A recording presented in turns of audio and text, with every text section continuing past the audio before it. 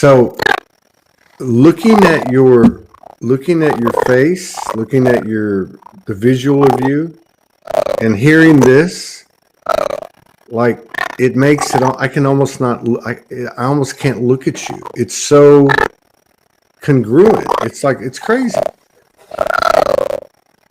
Like I know you. I met you in Sedona, but and we clicked, right? And but like I guess because of that, I mean, I'm getting you like at a deeper level. I know this sounds crazy. This wasn't planned. I mean, this is just what happened. Somebody said purring. Somebody said mermaid. I respect everybody's reality, especially my own. I've done too many shows when there's technical weird things that happen that we tried to get on for 29 minutes. We couldn't get on. There was all this weird stuff happening.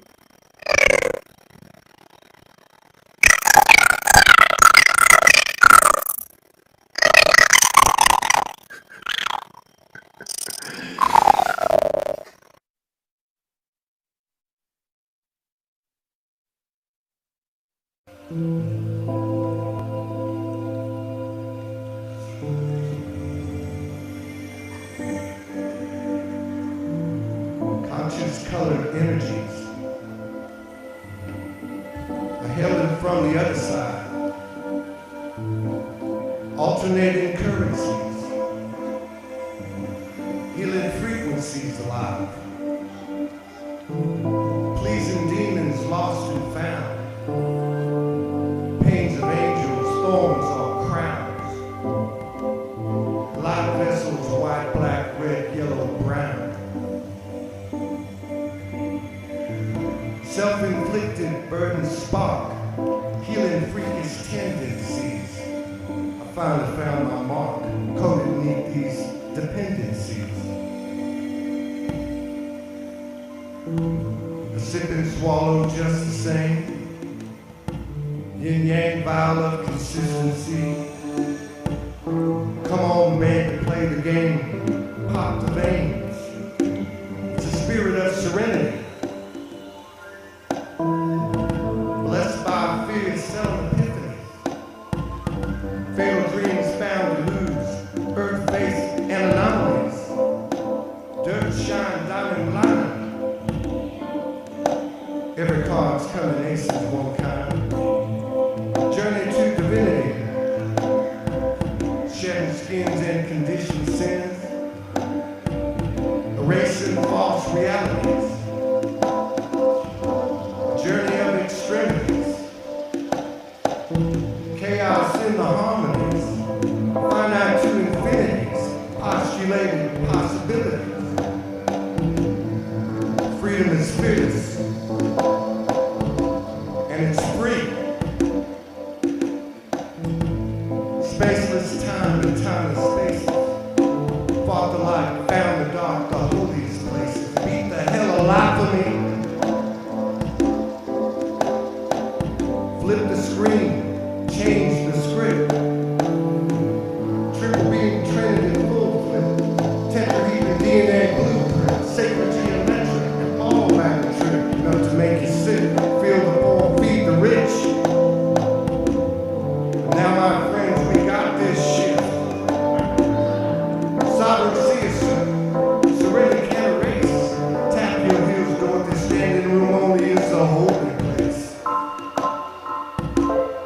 Take the mask off, see the world's face. Surrender to embrace, search without a trace. All be gone, set that silent, not empty space. The mind's heart, spirit, the I am soul. Purity tears, so many lives, so many years, projection, reflection. Howling eyes of my ears, it's the last stand of deception. Universal correction, past the peace, we're smoking angels' curse.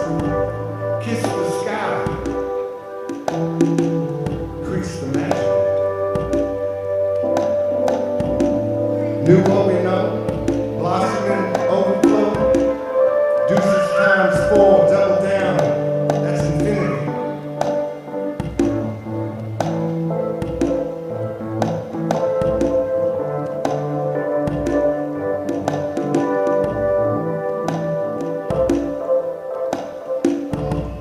It's time to get your soul shine on.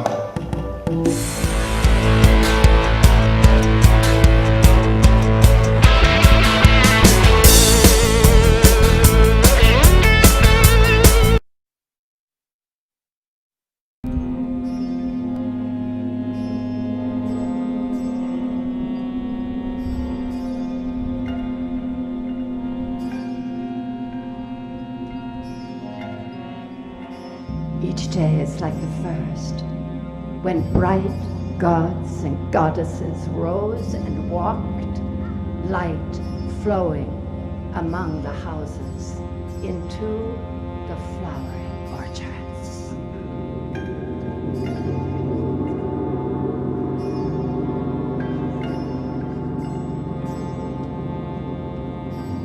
A thousand fingers rise and wash in the flood of light. A thousand grapes and olives feed on living water.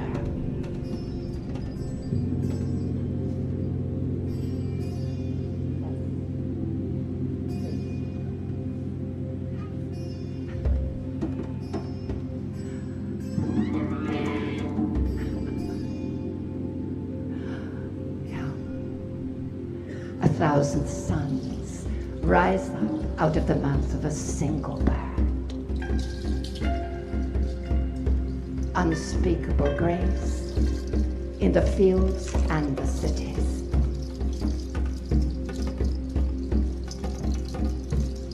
The beloved is here now. What else could human beings want? The glow of what's true opens in a human face.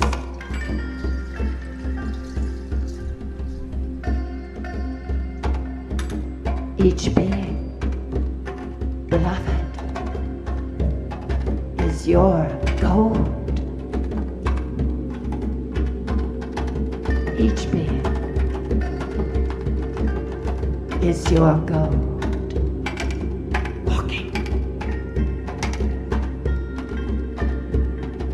Love the eyes that see the gold. Last night, I touched your beauty, woke and alchemized.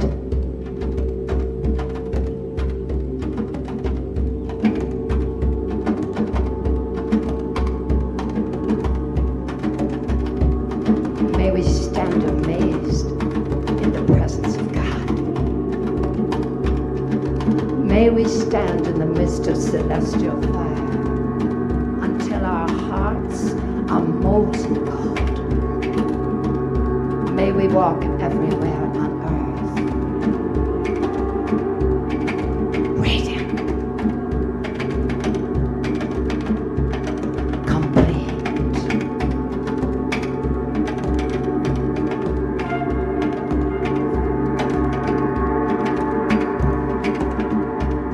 I cross an open field of stones, shaped all like hearts,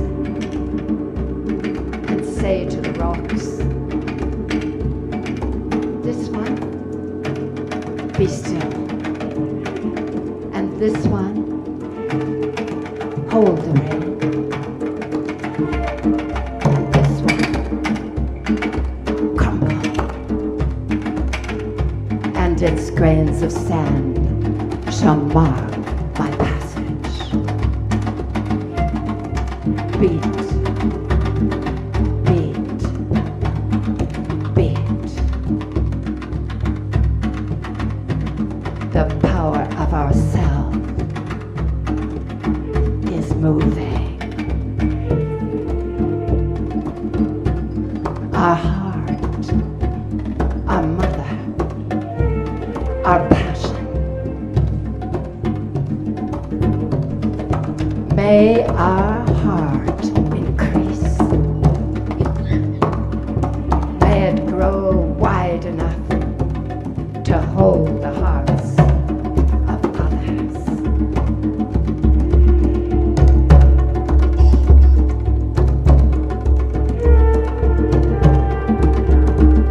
I stood on the highest hill in Egypt and saw the water vibrate upon the land.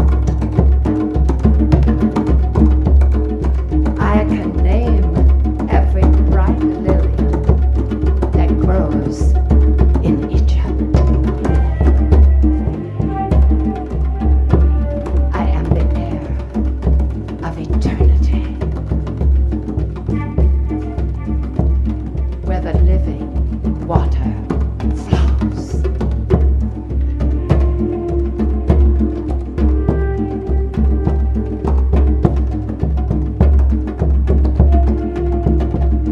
Refresh me with water. Quench my thirst. Give me the power to love.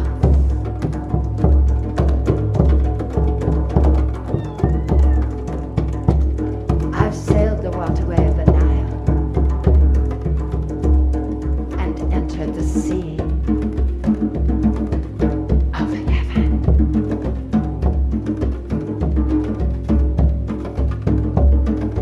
Inside my people has always lived the grace of bulrushes growing.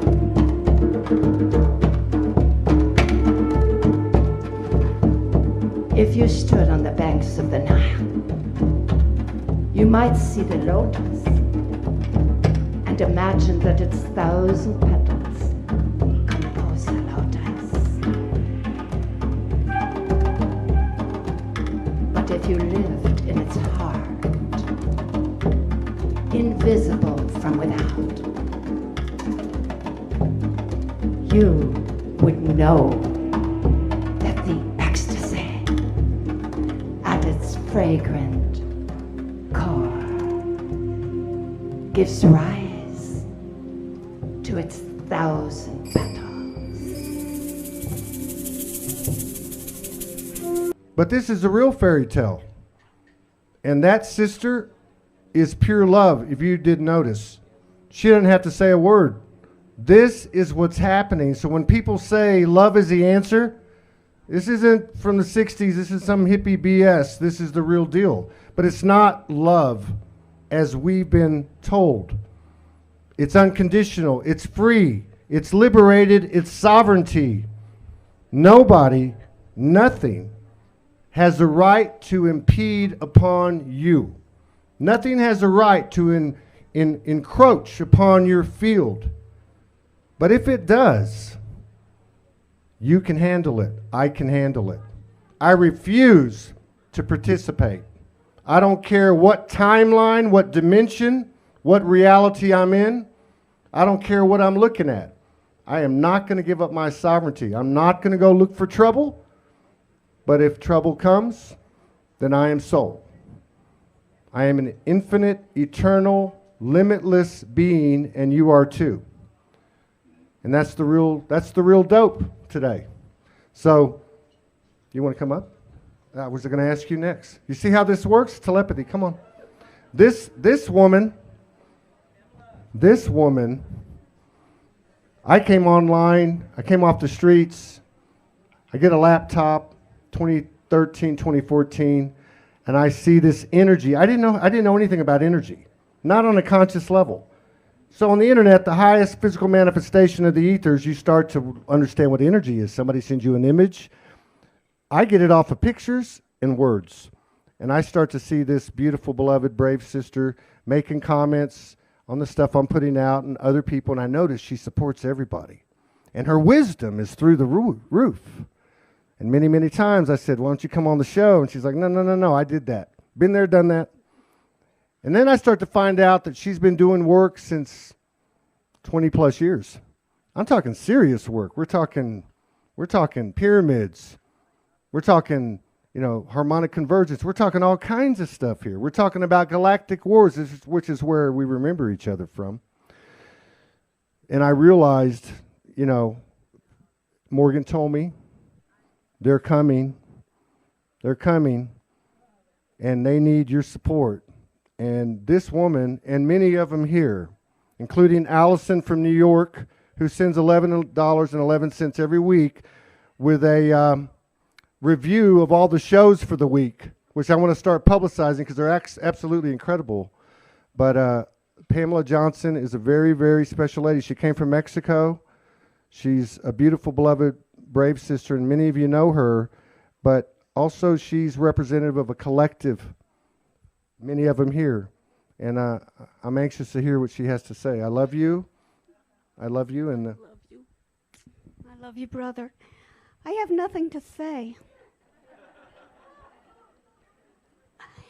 My heart is so expanded.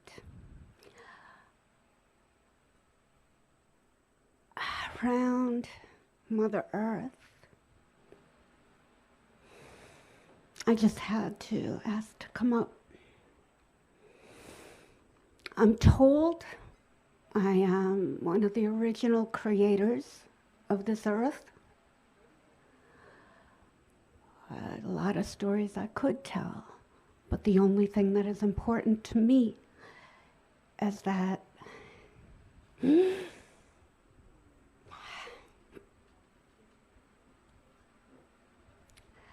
I came to set all souls free. All souls. We are one. We are one, all of us. And guess what? It's happening. It's so happening. And it's happening because of us. And so I wanted to come up for a moment just to ask if we could take a moment of silence to drop into our I Am presence, into the heart of Mother Earth, and set that intention today to set all souls free. And it is done.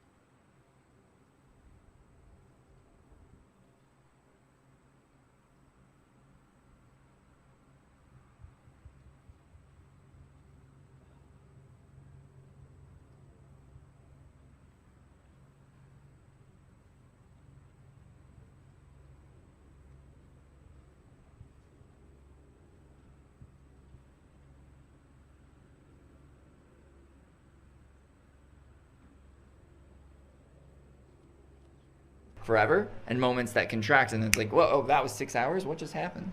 And they call it flow state here. It's actually a neurochemical thing that they can prove. So humanity's coming to the understanding of time as data. And I believe that that's something I've always had. I've looked at time as data. It's like, okay, so how much time do I have? If I can allocate that, I think of time like dollars, like if you want to think of it like money, because it's a currency. So to me, when I look at time and I do the predictions and things like that, I still look at something I call the time stream. And the time stream is the way that energy affects and the amount of information that comes in at that time. So I look at that, and then I look at myself, and then I look at where I am now, and I look at myself in the future potential of where I am now, and then I look at how much more information I've received between then and there. And so it's kind of like if I had $10 today and I have $30 tomorrow, then I know that I make $20 today. And then I can actually start to look at that and be like, okay, but that's not just $20, that's $5 of this, $5 of that, and then I begin to like allocate those things. And that's how I come up with my predictions, is because I look at how humanity shifts through that stream of time. And that's why I call them data points, because as we progress, more data is coming in. We're at 512 data points. What that means is we are processing 512 hours of information every hour right now. Every single person, which is why people who are not being real and present are falling apart. And they have to, because when you're in presence, you can process at that speed. When you're not in presence, you can't. And so sickness occurs. We have like major sickness on the planet right now. Things are wild, right? Like fear, all those things come up because you can't process time. But to me, the reason I use time is because I respect it. Our organization is founded on time magic. And so the level of respect for time, you can ask any MTVO member, the level of respect for time is ridiculous because we understand what it's like to go beyond it, and we understand what it is like to move through it at ridiculous speeds. Many of us process out over like 15,000 data points because that's just what we choose to do. But we work on our presence so that we can stabilize that. Does that answer your question? Okay. Another question? Anyone? Don't be shy. I'll go here, then there. What's your name? Colin. Oh, that's right, Colin. Yeah. This is a combo question, Franco and Jason, because there's talk about that everybody gets a vote now, Yep. and then there's talk about extras. I don't know what extras are, so. Yeah. But Franco, if you want to come up here, Yeah. you don't have to. I'm not calling you out or anything. Just if you want to, I'm all for it. You should get a chair though, because you should be part of this. Yeah. Repeat the question so the people on the live stream can hear it. Yeah, I agree. It makes sense. Oh my God, this is a dream for me. Isn't this tomorrow? This is what time does, though. Right. You guys process too fast. We're already in tomorrow. So the question was, everyone was getting an equal, what he was talking about, and Vote. then you were saying, They didn't. Yeah. Not everybody gets a vote, and I was wondering, do extras get a vote? okay. Well, I don't know what So extras are. let's start with okay. So what she's saying is it used to be that everyone did not get a vote and everybody does. Hmm. Okay, so that I feel the energy of that. I think we all get that. But what about the extras, which I think Dolores Cannon called the background people or something like that? Yeah, something like that. Okay, well, everybody that's here plays a role no matter what. Okay, so what the extras are physicalities that do not have a specific signature soul. That means one soul that fully navigates that physicality, and a very specific human entity, which is a human soul in a sense, meaning that it only embodies on the planet Earth, that has its own specific signature, so that it's tracked 100%. It's called Now- playmates. What's that? I call them playmates. Playmates. Okay, so he calls them playmates. Yeah, but now I know what we're talking about, so that's All good. right. So do you want to take over now? Sure. Okay, go ahead. Now that he understands. Yeah, I mean, I can hopefully I say- understand. Well, if you, I But- can say some more, but Yeah, then yeah. you can carry on. Let me go over what I think it is, Yes, and then go ahead. we'll go from there. So, like, playmates to me are people that walk in to have an experience right away, and then they move out. And so there are a lot of bodies on this planet that are playmates. They're not actually here for the ascension as much as they're here to contribute what they need. Is that extras? Exactly. Okay, perfect. Excellent. Yeah. So the only reason I got the name extras, just so you know, it was a term that was put in the movie world. Oh. So you have the main actors, the people that they're focused, but you still require other people in the background playing various roles. They may not be saying anything, but they'll be walking down the street. Maybe they'll be just, driving, doing Extras. whatever, right? So they still play a role. They're still connected to the collective, and they are playing a role.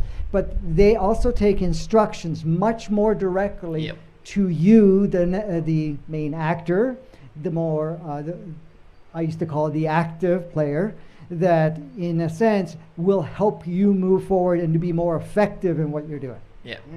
So yeah, absolutely. Now I understand what you're talking about. And I call those people walk-in bodies or playmates. And what that means is that it's a group of beings that are willing to come through and just have quick contracts to learn things. They don't have a vote because they don't need a vote, because they're looking at the game from up here, and they come in really quick to like help that piece. It's almost like a mini adjustment. You have it all the time. Like sometimes you'll get like in a car wreck and you'll have the worst day ever, but this person will come up and the person that hit you is the nicest person ever, and somehow it just like brings up that thing, and then they just walk off and disappear, and you're like, okay, well that was weird. I don't know where you're ever, or you go to like an event and you meet a person that doesn't exist.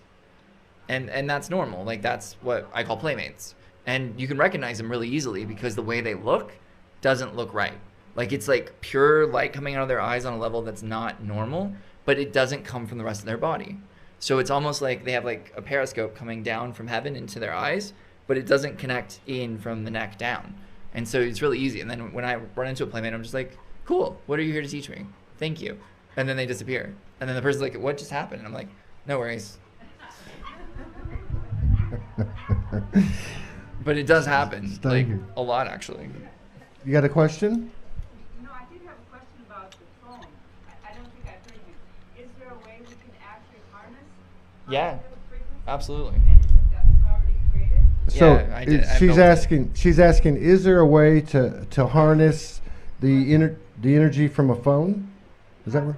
Positive energy from a phone, in that there's depleting energy, as you were explaining earlier. Well, EMFs kill biophotons, which is living light. So they're the opposite of, and they weaken it, which is why we have what we have. But I actually designed the PNR token, which you have one.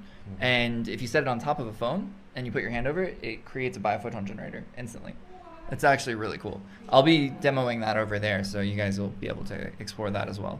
But the idea of it is that if we have negative EMFs and things like that, and the Serenity Patch also does the same thing with your body, which is pretty cool. You put it on, and immediately, like, all the spaces within you that have the EMF that have, like, locked in and where biophotons can't run, clear out like that. And it's like, oh, this is what Serenity is. Now I understand.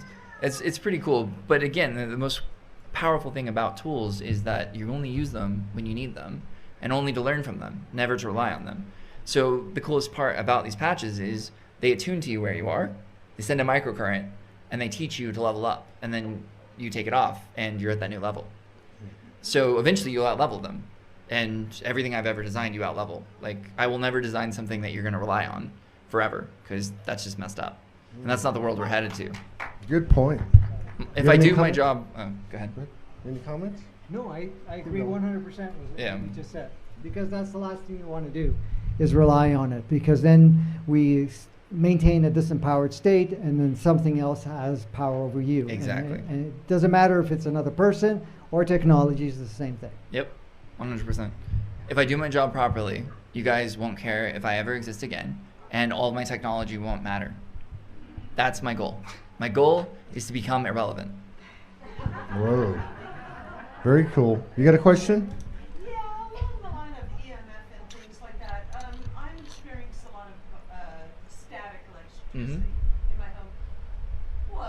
Why? She's asking, That's a great question. why is she experiencing a lot of static electricity in her home? Well, I mean, when you start running at a higher octave, your clothing and everything needs to as well. Like, so that's one of the weirdest things. I wash my clothing in miracle water, like very, very pure, clear water that uses a gold octave, so that all of my clothing can actually stabilize the octave that I'm playing at. Otherwise, it gets really staticky, and like my sheets, I remember before I came up with this idea, I would like peel them off of me. You know what I mean? And the clothing, you're just like, oh, come on, really? So, you know, finding a way to bless the water that you put in your laundry is huge. And it doesn't matter how you bless it. Like, you just sit with it and send love to it. Like, you find your own style, because it's your signature that you're putting into your clothing. And then your clothing don't fight you. Very cool. Anyone else? I have a parting question. Did you guys have any kind of soul recognition? I'm just curious. I saw him. Yeah. I would. We're from very different places, but in the most beautiful way. Yeah, I can see that. Yeah. Very cool. What a treat, everybody. Jason Estes and Franco De Nicolo. Thank you. I love you, man.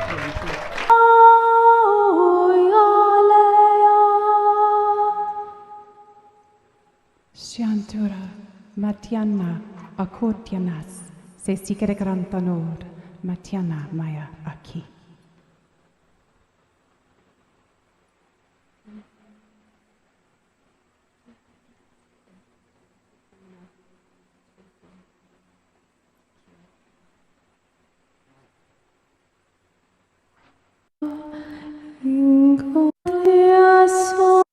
with that holy ruby mine inside, still.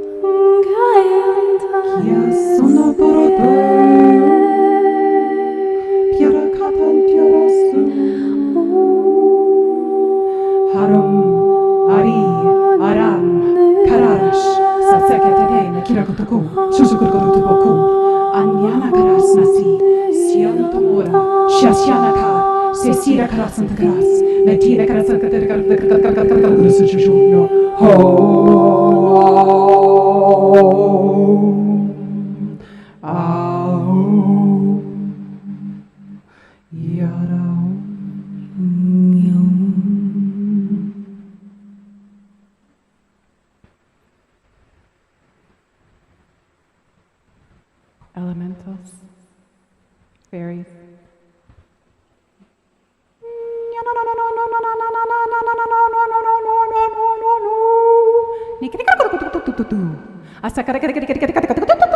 Amakatenia krasantarush.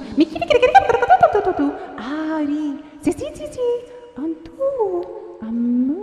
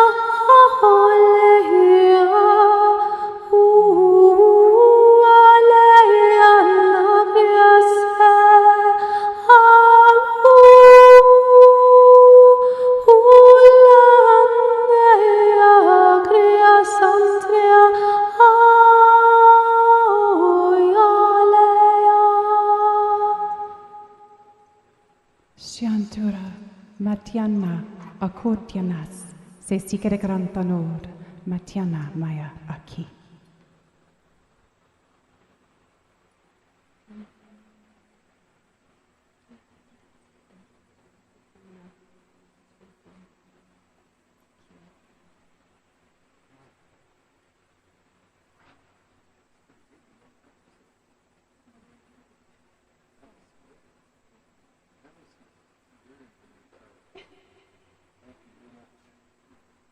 Many aspects of yourself. And some of your aspects of yourself are doing a lot of prep work, are already staging this new world that even though it has been unfolded, we are unpacking it. We are the ones that are putting it into form and through experience. So what I can say is that this was a joint effort. It was not a sole effort. I would not be speaking with you right now if somehow you did not include me in this part of it. And I am only playing a role. My role is to trigger the memories that you have deep within inside of you that has already been germinating. Some of you needed that spark. Some of you needed just to remember, I got this. I've always had this in my mind. I always had it in my heart, but I didn't know how to formulate it. I almost felt that in some way it was not real. It was just a dream. Well, you know those dreams? Those dreams are the fabric of creation. There's no limits to what we create. There are no limits to what we have access. You're not here on this planet by mistake, and I know some of you may have thought so at one point or another, thinking, especially at the entry point, and going, what? What am I here for? And I'm not even talking about the ones of you that are saying, what's my purpose? We're talking about looking at the world, and you have a certain light, a certain energy, a certain vision that is coming from the core of you that needs to be expressed. And you're going, here, in this playground, where everything is backwards? Not only that, if I actually even say anything, every time that I have, I've been labeled, like Todd was saying, and many of you can relate with it, that I'm crazy. That I have to get my head out of the clouds and come to earth. That what we're thinking is unlogical. It's no way to live this reality. You weren't here too early. You came here to observe. You came here to learn what was required at the perfect timing, even though there is no time. And that timing, which we call time, is an alignment of energies, of planets, and of the souls that have come here to do what you came here to do. So what are we doing today? Don't think you're in the same world. You entered here, you're connecting here right now. It doesn't matter if you're doing it online or in person. So what am I going to say to you? Welcome to this world that you have created. I know we talked about timelines, we've talked about matrices. And I know I've talked about it a lot in my series and different talks and workshops that we have had 2 matrices that were online. The natural matrix and the inverted matrix. The inverted matrix is gone, has been gone for quite some time. That inverted world, that inverted 3D, 2D, and in some cases, like Ariana refers to, 1D. That is gone. It is no longer supported. However, we are still playing with it. So all the energies that were streamed, that were supporting that, are gone. But here's the beauty of all of this. Not to have a shock that throws you completely off kilter, and not giving you the rest of the opportunity to be self-empowered. The organic matrix that's always been there since the redesigning of planet Earth 15,000 years after Atlantis has offered gracefully, and I'm involved in the programming of it, of course, so I know how it works, to be able to support you wherever you are. So now we're looking at multiple worlds. And you're jumping from one to the other as you experience a shift in your consciousness, a shift in your energies. This is why a shift in any of your energies and also your own decision of how you're going to express yourself actually changes not only how other people interact with you, but the whole scene changes. I've had the beautiful opportunity to share and communicate with some of you prior to coming up here, earlier in the meet and greet sort of scenario. And some of you have shared that certain times you may go through a meditation or go through a process, and then what was you were looking at before changed. In your own home, in your own environment. And I've talked about it where you have a shift in any form of your focus and energy, and you see that the same people that you may have had an interaction that may have been polarized, negative, or anything of that nature relate with you very differently. Why? With this type of approaches, and a lot of things that I've covered has probably been on YouTube. I don't look at myself because I don't want to see myself on the other side of the fence, so to speak. I'm primarily a technical person. My first love was engineering, but now I'm on the other side of it. I'm saying that when I got back home and started my spiritual route, I asked myself, actually I probably just about kicked myself, why did I leave this place? I thought this whole thing was all forgotten. And the whole spirituality route and the technology that was passed on by our star ancestors to our indigenous tribes was so advanced. And so, it's just like that saying about, why did I go away when it was there all this time? But I think it's important that I learned about other things so I can pass this on and combine a lot of these different teachings and make it simple. I'm old school, say the professors used to teach us to use the KISS method. So that's what I'm doing.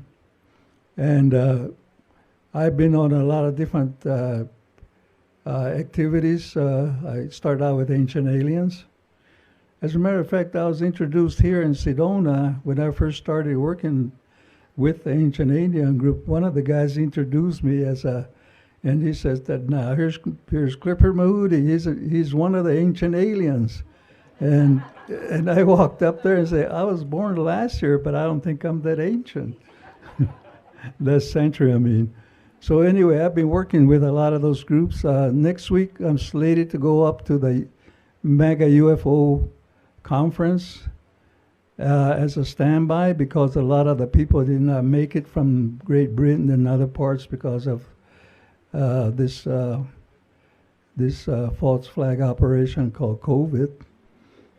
There I go again. I'm originally from Guatemala, so this is so synchronistically with Claudia studying the Mayan calendar. I am so honored. Thank you so much. I'll tell you a little bit about my journey. I am a registered nurse, and I've been doing a lot of traveling nursing throughout the West Coast and Hawaii, and I live in Yet another version of them. Currently, where I feel like the energy of the land is very connected with my native ancestry. And I started on my journey of awakening, most likely after the 2012 energies that came into the planet. And it has been a beautiful experience for me. But more than anything else, I feel that my contribution to the planet is to provide a safe space for beings to open their hearts and to feel safe in our bodies. And it has been quite a journey for me. I had a very traumatic experience back in my country when I was a child. And so a lot of what we're holding in our cellular memory is this of not feeling safe in our bodies. So it's very important for us to feel that we are able to connect to our heart, so then we can create this coherence between our heart and our brains, and then our synchronicity with our toroidal field is able to expand, and then so we're able to communicate with one another without words. So basically that is one of my missions, and I, on the best of my abilities, that's what I try to translate to my patients, which I love enormously. And I was telling Todd this morning that one of my patients came into my meditation this morning, and I got very emotional because I was very connected to him. I was doing wound healing on his legs, and that's what I'm here to do. It's part of my mission is to be able to recognize one another and to provide the medicine. And I appreciate all of you. I'm so grateful to be here because I've been missing my community, my tribe, and I feel so welcome here. And I love you all so very much. And I think I'm going to stay around for a few more days because this is just so beautiful. So thank you so much. Thank you so much, Claudia. Thank you, everybody. And I love you very deeply. Thank you for providing this space. Thank you.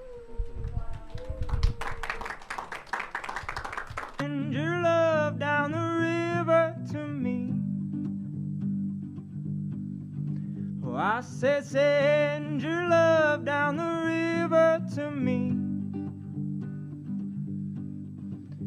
Still see you in my dreams.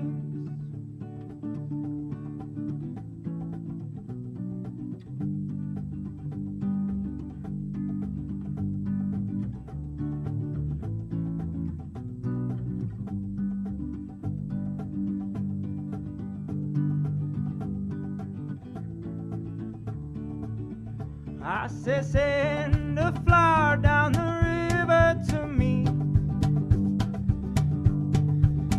Oh, I said, send a flame down the river to me. You take me higher still.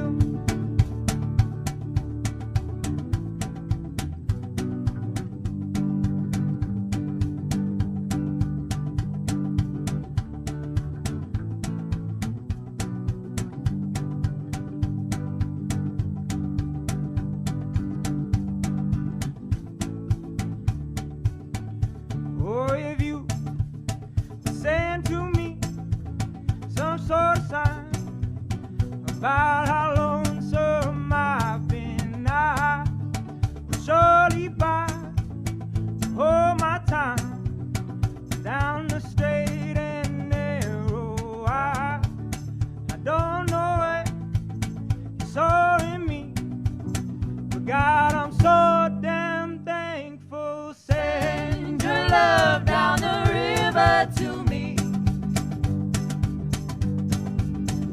I said, send your love down the river to me. You are the best I've known.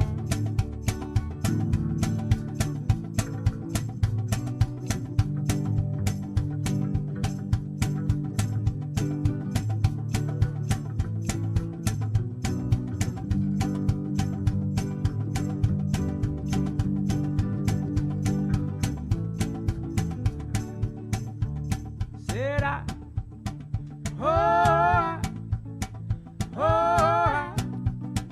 got some work to do, and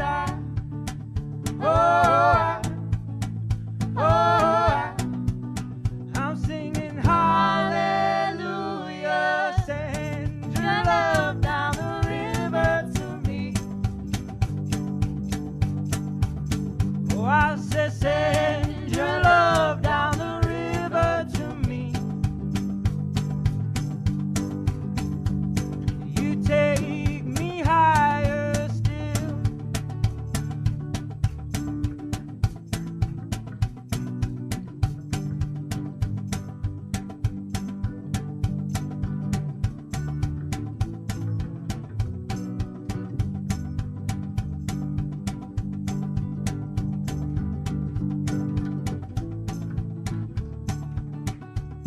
Said I,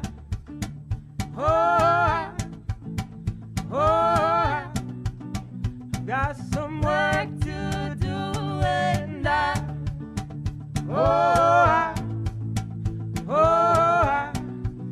I'm singing hallelujah.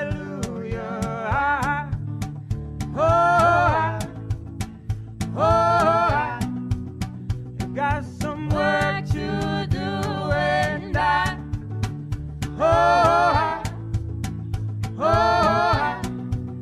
I'm singing hallelujah.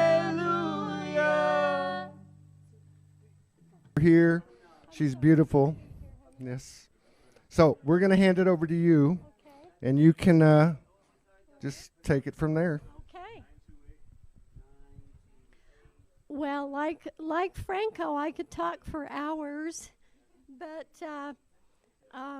as Todd said, I'm Victoria Lillenquist. I just relocated from. Is this up high enough? Yeah, yeah, because yeah, that'd be good. I just relocated from Colorado, and I'm living over by the chapel vortex, Chapel of the Holy Cross, and what a beautiful place to gravitate on a nightly basis. So many ships. Many of you might not be familiar with me, and some have, because I've been with Todd quite a few times, but I've been a contactee since I was 5, and I've literally been on motherships where someone has waited in the car for me for 8 hours, and I walked back to their car in the morning and watched the ship disappear behind a single pine tree. My journey began before I was born because my father was picked up. He picked up the prophet Ezekiel in 1947 and told him about my mission and about his life and about the universe. And so when I was born, it all fell together, and my parents were so beautiful to assist me. Many of us have felt that we belong somewhere else, that we sort of got dropped off. And I was kind of like that as a child, having visions and seeing the ships every night. But my life has expanded into the healing arts for 37 years, touching over 30,000 people physically. But here I am in Sedona, and I'm ready for the mission. I'm here to gather the spiritual tribes of Israel for the program of victory, which our beloved Dr. J.J. Hurtak has written about so beautifully. And so if you happen to come to Sedona and you want to go on an excursion with me, you want to go and see the ships personally, if you want to have a galactic healing, and we'll activate and recalibrate whatever needs to be adjusted, because we are all remembering who we are. Oh, hallelujah. What a journey it has been for each and every one of us. And now we're finding each other. It's so glorious to find one another and know the connection that we have with each other. I wanted to show you, this is the chariot of Ezekiel that I captured on film in Sedona in 2002 on Christmas Eve. And I don't know if you can zero in on that. And in slow motion on film, it reveals over 400 pictographic images, which are the language of light, which our beautiful Shekinah Rose sings about. And I've been able to get these. As people watch the pictographs, it activates through the third eye. 2005, I did produce an award-winning documentary of my encounters with the ships and shared some of my visions about the second Earth. And many people, even the Native Americans, were talking about the second Earth before I ever had my vision. But lo and behold, on March 30th and 31st in 1997, I was shown this glorious world that was coming in to merge with us. And what a beautiful, beautiful experience. And I heard a voice say, "Victoria, this is your new home." And then we moved on. In my vision, I saw that planet move away, but what I believe at this point in time is that that second Earth, the higher timelines, the higher frequencies and dimensions are literally bleeding into our reality now. And we experience this because some days we feel like we're straddling the worlds. We're here, but we're there. And we might even feel like we're watching ourselves going through the motions, but we're not in our bodies. So it's an interesting time for all of us as we are understanding and remembering our divine I am selves and feeling so telepathic, which is magical. I'm sure you're experiencing that. I experienced it here yesterday with Franco. I thought, I've got to do a healing on Franco, and I was hurrying up to the grassy land where he was walking towards me, and I said, I was just coming to get you. And he goes, well, I was just coming to get you. And so our telepathic gifts are expanding and magnifying. Do not ever doubt the gifts that you personally have. You know, this is about all of us. We're in a great orchestra to play the symphony of the soul, the symphony of our eternal destiny. I've had the blessed experience to also meet Yeshua, Jesus Christ, several times. He sent me back from heaven in 1981, told me my mission wasn't over, and he sent me to Colorado, which I was there for 14 years. But I had received over the last few months that explicitly I must be here in Sedona to initiate, to gather, to celebrate and embrace my brothers and sisters. And so we invite everyone to come, and then we'll reach out through the country as best we can. The second time that Jesus came to me was in 2014, and he laid his hands on me, and I said, oh, if you come to take me this time? And he said, no, it's not your time, it's humanity's time. And he put his hands upon me, and from that moment forward, there is this light that permeates through my body into the individual that I touch. And my gifts, my healing are free to everyone. It's not about a profession. So I share that with you. And the last thing before Todd asks me to run away is the vision I had in September. And I was shown that we will, at a particular time, go into a deep sleep, and we will have those experiences with our divine soul and intelligences, and we will be shown how it's going to unfold. When we awaken, we'll be on the second earth energy. We might decide to go live on our planet Andromeda. I'm Andromeda. But I'll be going back and forth. But so glorious things. And thank you, Todd, for this beautiful conference, this festival of the soul. We love you. We miss Morgan. We love her so much. And thank you, my brother.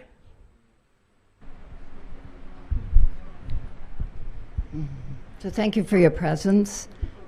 Thank you for this gathering of presence in the larger and larger and larger field. So I'm just going to offer a little ecstatic poetry that says a great deal for me. Here's the first one by Rumi. This is not a day on any calendar. This is not a day on any calendar. This day is conscious of itself. This day is a marriage. This day is a lover, bread and wine. More gentle, more manifest than any saying can say. So rub the cup across your forehead. This day is outside living and dying. The inner secret,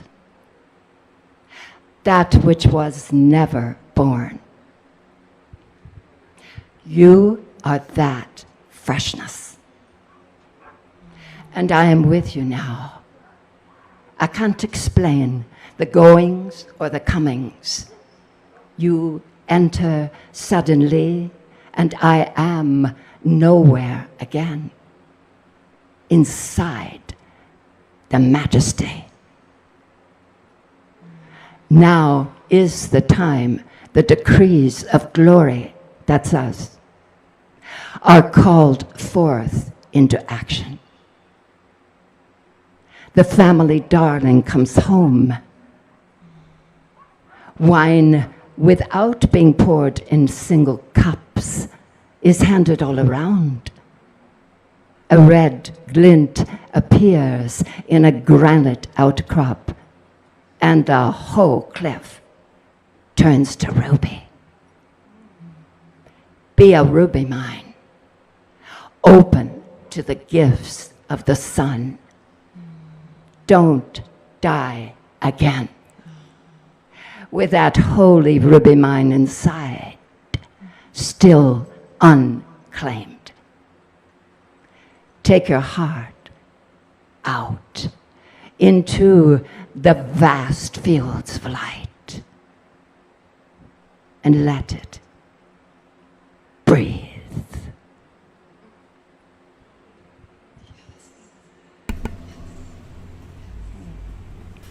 Boom.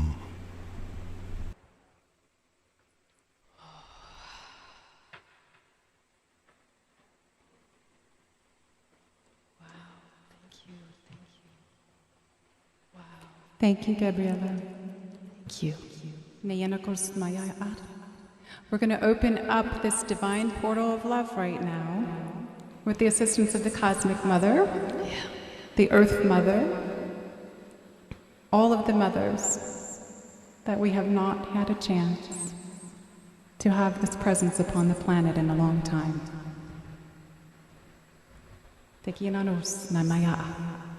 We're going to all anchor this frequency here in Sedona through all of you, all of us, and we're going to take it all across this earth all weekend. You're all beautiful conduits of love. Thank you for being here.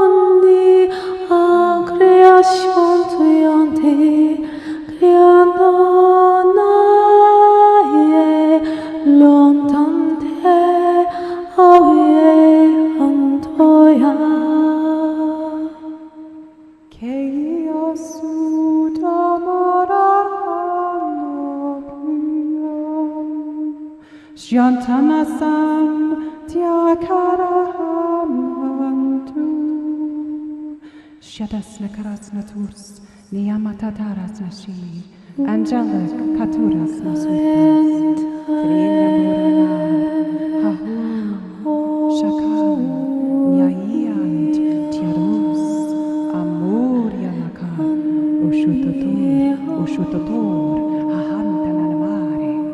Kira Krakasokuria Randakate, Neniana Kratatur, Amore, Amore, Ara. Energy to everybody that hasn't met you. William's like a box of Cracker Jacks. You don't know what you're going to get. Thank you.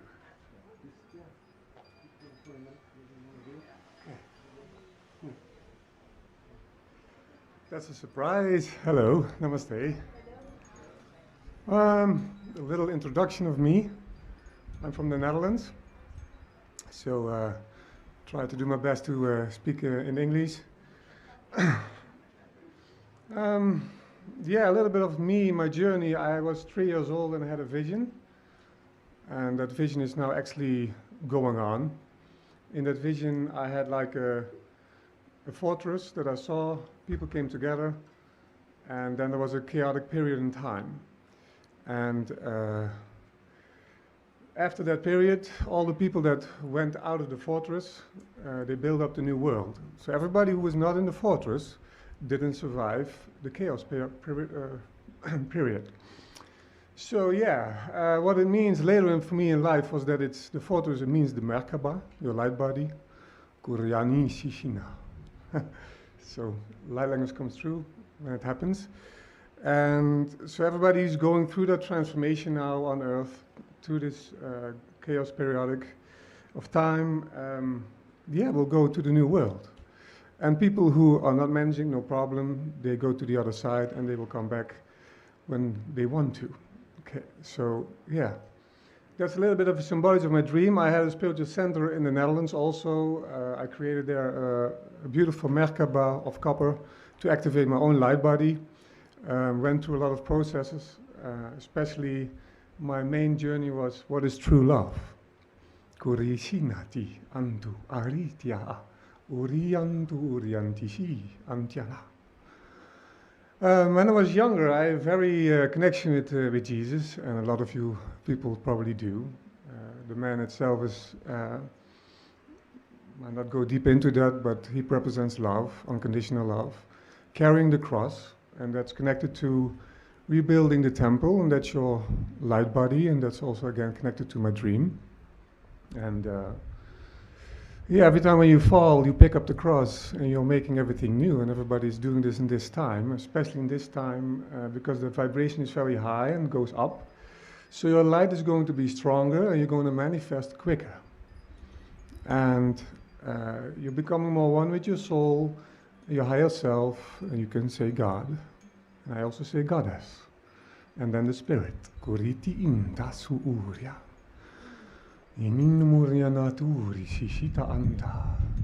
So for me in my life, in my journey, I can share a lot. I had a lot of synchronicities, especially meeting my beloved, Kalina.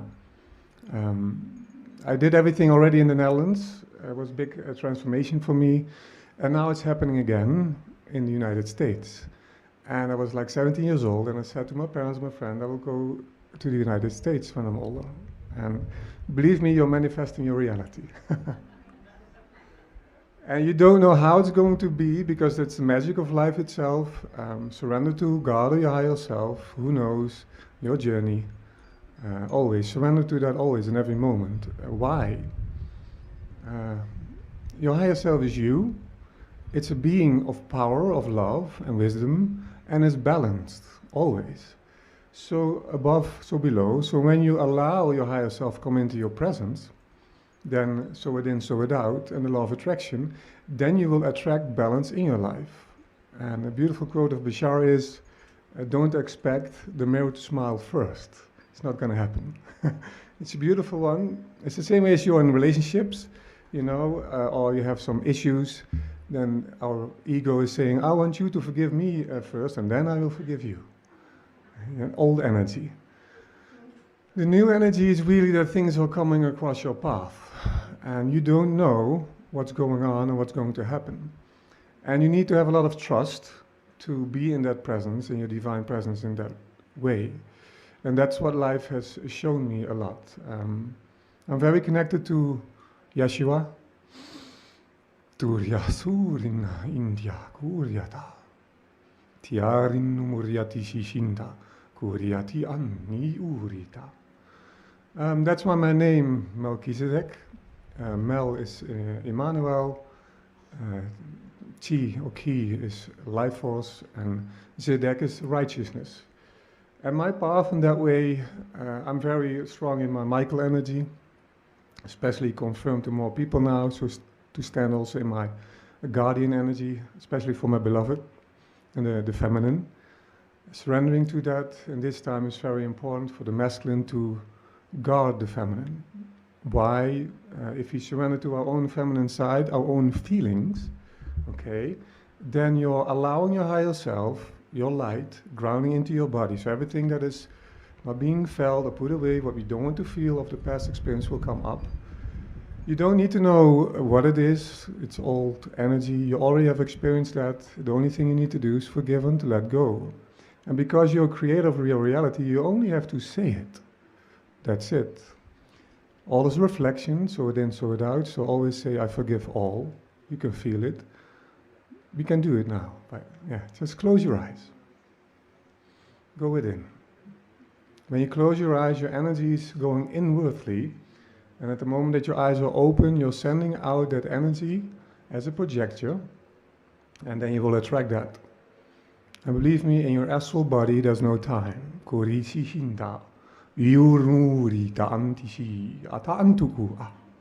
Everything what you think now is directly manifested in your astral body and will sink into your physical. Okay? So the most important thing is to forgive and to let go your attachments based always on fear. If you look into reality, you are the creator of your reality, so hold on to things is an illusion because it goes away again. You can follow in that way the Buddha.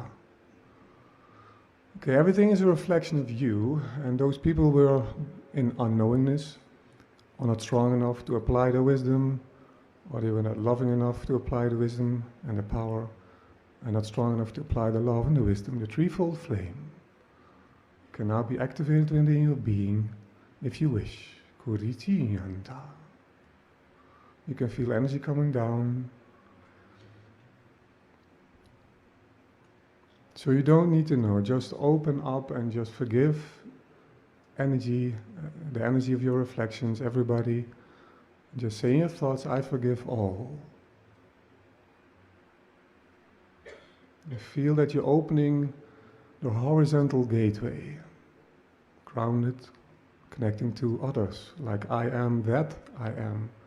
That is the other person in front of you, reflecting your subconsciousness. It's creating for 95% your reality. You have chosen to be here and you have created your own reality and you have to take full responsibility to that. In this way you're going to say, I forgive myself. Kurinyani sahatu uri, ainyani antuku uriata. Now you can feel, if you're willing, that your heart is opening when you forgive yourself. And now you say in thought, I let go, surrendering your ego creations to your higher self. I let God as your higher self. Father, Son. When you say this, you can feel light and love coming into your crown, into your body. If you're not surrendering, the love and light will not come in as powerful. And you cannot create your balanced reality. It's also related to your connection with your physical father and his DNA and your DNA and your physical presence. Just let the golden light sink in. Kuriti an tu buryani, ari shihin tatu uryana, kishihan tu uriyana, ininyani I. Golden light is coming down, filling your vessel. And focus the energy on the backside of your body. The backside of your body, there are the negative polarizations of your chakra system. Embrace your life on earth completely. If you're not going to do that and you're still attached, you will repeat it in your creation, also in the astral world, and you will come back. It's law of attraction. When this love and light is being grounded through the backside of your body into the core of Mother Earth, the I Am presence within the Mother, the Golden Sun, sinking into your subconsciousness. And then the light and the love and the grace of the mother will come up. You don't have to do anything for that. You can feel now some energy moving up. If you feel your blockage, your heart, just the front of your heart chakra is connected to the Father gateway, self-love. Let the energy flow and open the backside between your shoulder blades. Some people are going away, they want to go too fast forward. It's all about balance. Center yourself. Focus again your energy in the backside of your body and let the energy from Father, Son flowing down in your system. It's your masculine energy connected with Mother Earth, your feminine sacred marriage. Kurishihinda. When you're now squeezing with your throat, the throat, there's the will of God, the will of your higher self, or the will of spirit, or even the will of the goddess. When you say goddess, you can feel Mother Earth. When you say God, you can feel Father, Son. They are reflective for the great I Am present source of all that is. Kuriti anda, shishiti in, kurina maninu uri shishita ata. Feel your heart more opening and expanding. So when you have a blockage in your throat, now that you feel you're not surrendering, and you just have to say, Thy will be done. Or in Sanskrit, Om Namah Shivaya, Tiatu Uriyanya, Kushishanta, Urinyani Namaati, Surita Antu Urinaka Anda, Iyuriya Sasiyana. More energy is coming down, being grounded. You don't have to know, you don't have to do, you only have to be in this presence and allow the love and the light of God flowing through you. This is your foundation. This is the first step you need to do to connect with the highest joy of your reality. And when you feel joy in your presence, you will attract joy. Okay, I'm asking the angels to work on your system, to release all that is less than love. Iaryanai, tumuriana, kishi anti, ininyani, uriana ata ishihina, ininyani iana. I'm asking God, Christ, and the Holy Spirit to be present within you, becoming one with your soul essence, the soul star, grounding it into the earth chakra, into the void, existence itself. You exist, therefore you are. I am. Sai ada, ada sai, iariani, tukuriana ata.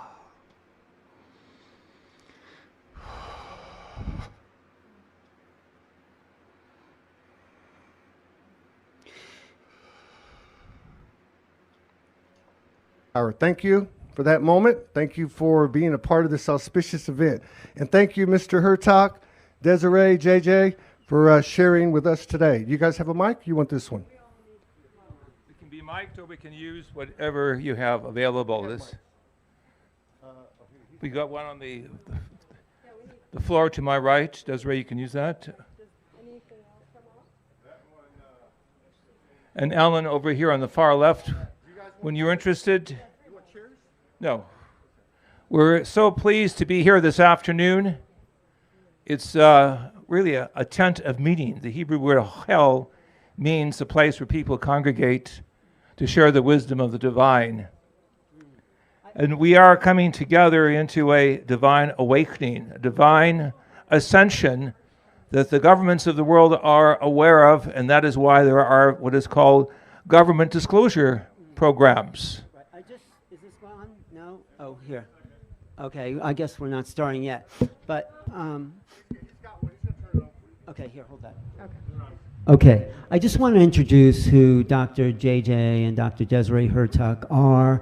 They run the Academy for Future Science, but they are visionaries. They are cosmologists. They're scientists. They have an ongoing spiritual center and a way of opening people up to these higher realities through their teachings. Dr. Hertog, JJ, wrote a book called The Keys of Enoch, Book of Knowledge. Have you heard about that? So he went to those other levels. He intoned the sacred mantra, and a doorway opened up to him, and Metatron and Enoch first appeared and took him with his body. He doesn't like to talk about this, but I like to talk about it for him because it's so amazing. He went with his body to these other realms for 3 days.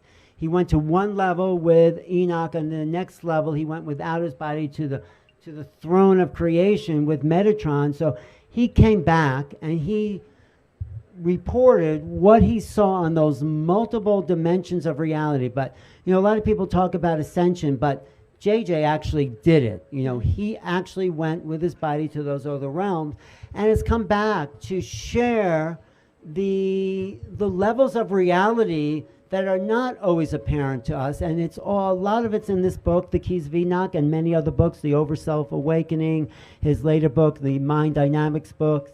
So since 73, that happened in 73, there's been ongoing revelations to these higher realities by both Desiree and J.J. Hertog. So we're really fortunate because they don't really like to come out to these kind of outdoor things, you know. They're like, you know, really formal. But I tried to talk them into getting here, and they did. They came. And we're going to be talking today with Alan Steinfeld because we often lecture together. Alan's well known for his New Realities YouTube channel, who he's interviewed literally everyone. And it just makes for a great gathering with all of us together. Right. So thank you for being here. It's a rare opportunity. Well, thank you for your great love, Ellen. Yeah. And you are something better than Cronkite. You are the voice of the future. Thank you.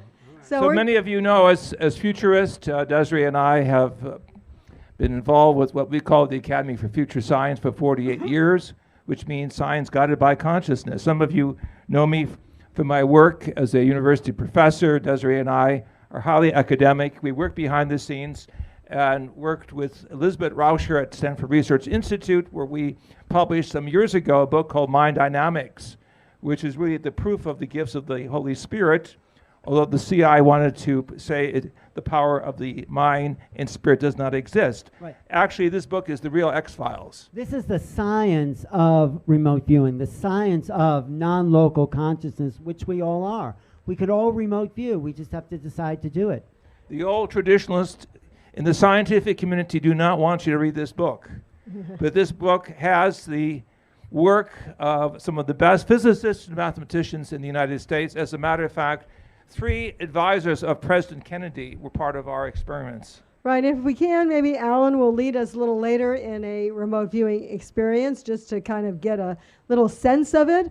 And we're going to start today with our multidimensional consciousness cosmology. So Dr. Teca was one of the first to talk about the multi-universe or myriads of universes, multi-dimensions in terms of the fact that we exist, as Alan was saying, and that's why I love to come after him because he's already laid the ground. So this came as a result of my biolocation into a higher dimension. I came back with light around my body, which was filmed. I was visited by several people in government intelligence, even some astronauts, and I was not inducted into any secret organization because I explained I was a spiritual person, and teaching the Dead Sea Scrolls and teaching the Eastern traditions of China and Tibet, and working on several of the expeditions to save Tibetan manuscripts, I felt I could not hold back really the glory and the power that I saw briefly on the other side, which is in this book, The Keys of Enoch, which has the dove of the Holy Spirit descending. But one of the interesting things in the Keys is the fact that this planet is networked. This came out in the 70s. Beth Hoggins and her chart, her map, if anyone's ever seen that, actually was inspired by the Keys of Enoch. We do know her. We've talked to her on the phone several times. And the idea being the fact that this is right now in Sedona, I think many of you know this, one of the vortex points that is being activated. People are flocking here. They're flocking to other places as well because there's many signs in the heavens and on the earth that changes are taking place. So let's also feel ourselves, because if it's part of a quantum physics reality, which we often talk about, we are non-local beings, which means we also can network with our consciousness mind anywhere around the globe. We see here on the first exhibit the grid system of the earth, which connects the sacred areas. They were sacred because there were events of mind over matter that occurred.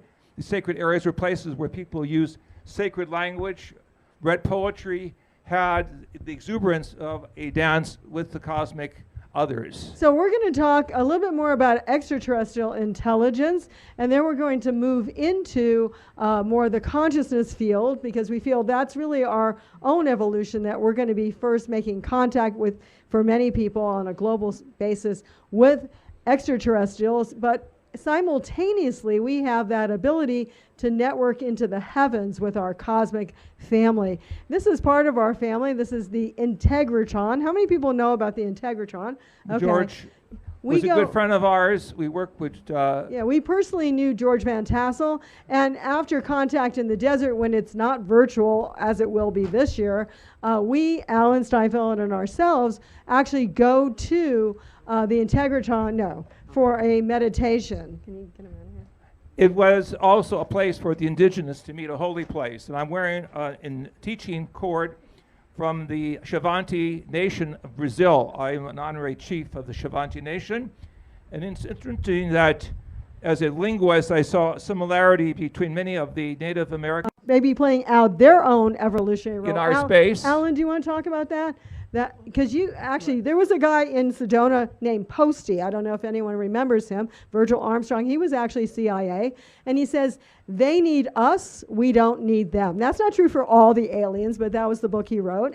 Yeah, what I know about the abduction experience of the hybrid programs, they're taking our genetics because we have the ability to feel, to create, emote, and they bred that out of them. They became pure intellect. At least we're talking about one race, the little grays, and that's a dead end in evolution if you can feel and create. So they came back through a time flow or interdimensionally to get some of our genetics and create a race that is still very intelligent but also can feel and have compassion. So happiness and joy is your Right. protection. Right. The negativity of the national media that's always on the negative comes from what I believe to be the long and the short of a story behind the government, Yes. where the little grays have programmed a lower consciousness. Where that just hits a brick wall. or And whatever. not only in consciousness, actually, we have a friend named Dan Bursch who came forward and said he worked at Area 51 like Bob Lazar.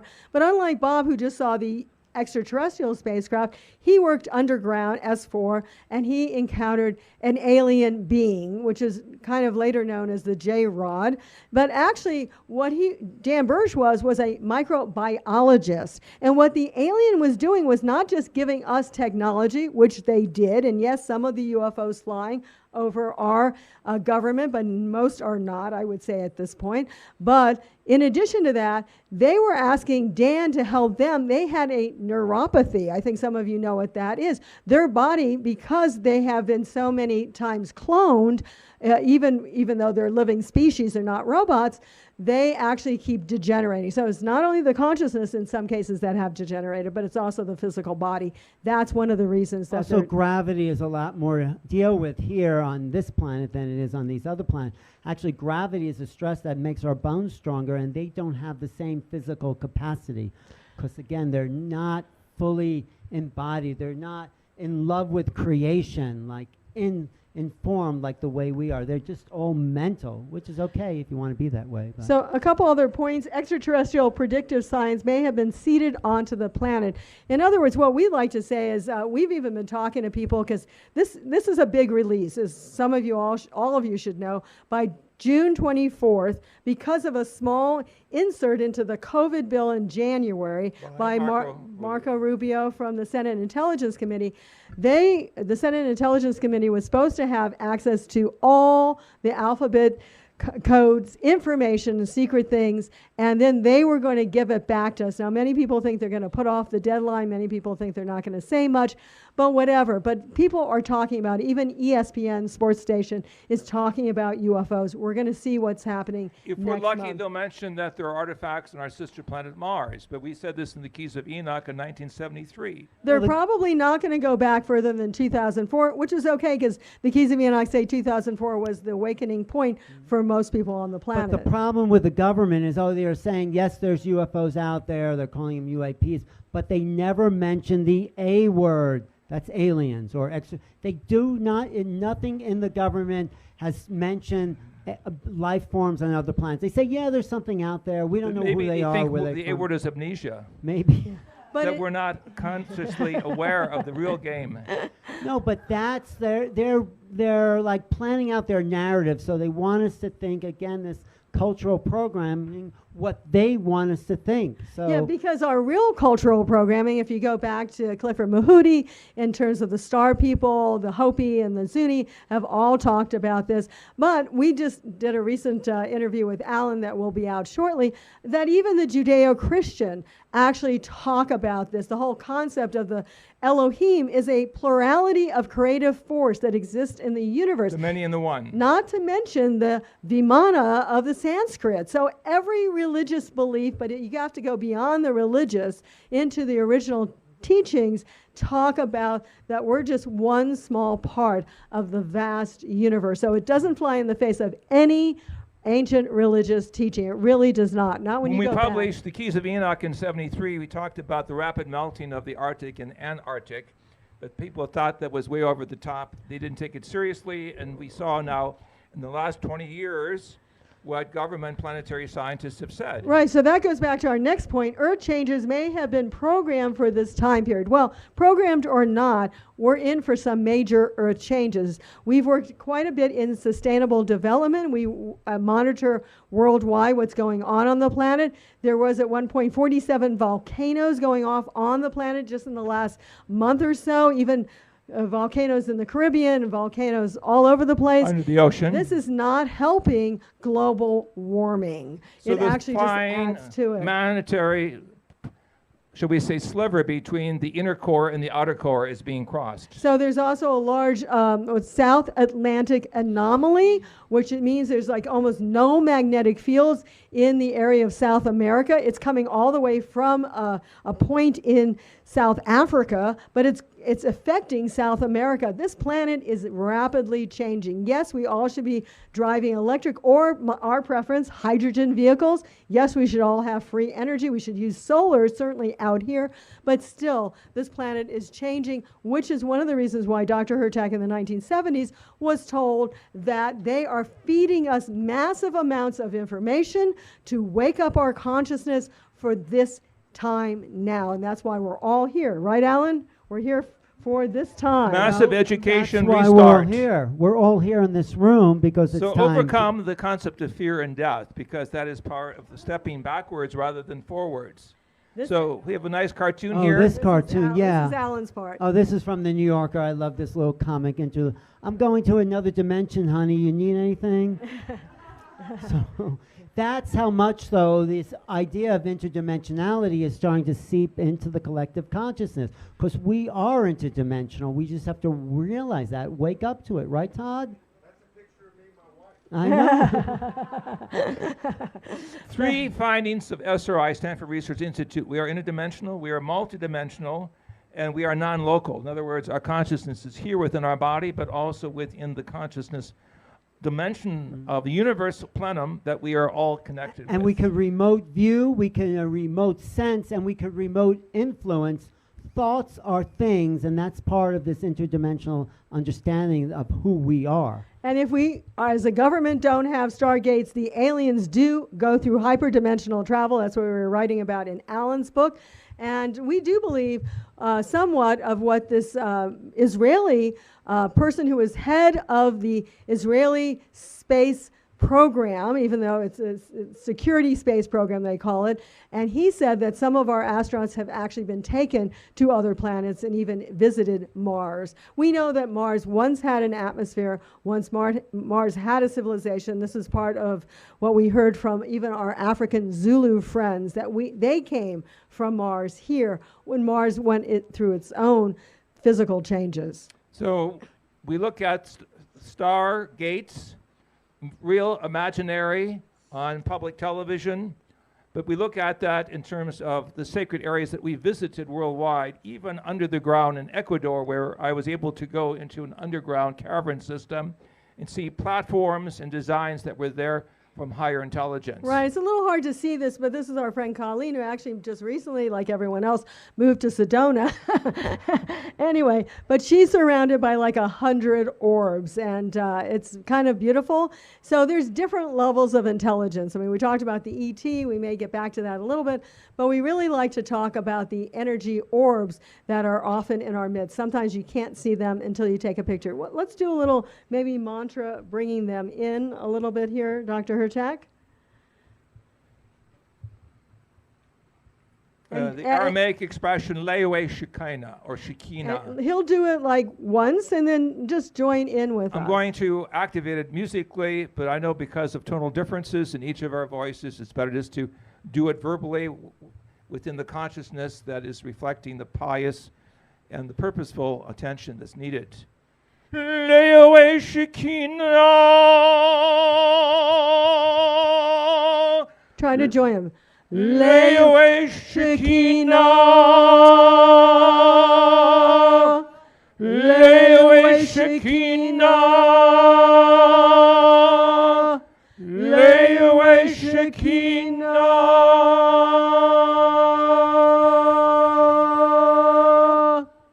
Now with this sound, of course, is the visualization, as you will see on the various geometries on the left and right of the screen, or what Alex Gray has done as our colleague. Did you do that one? The sacred geometries open the consciousness doorways.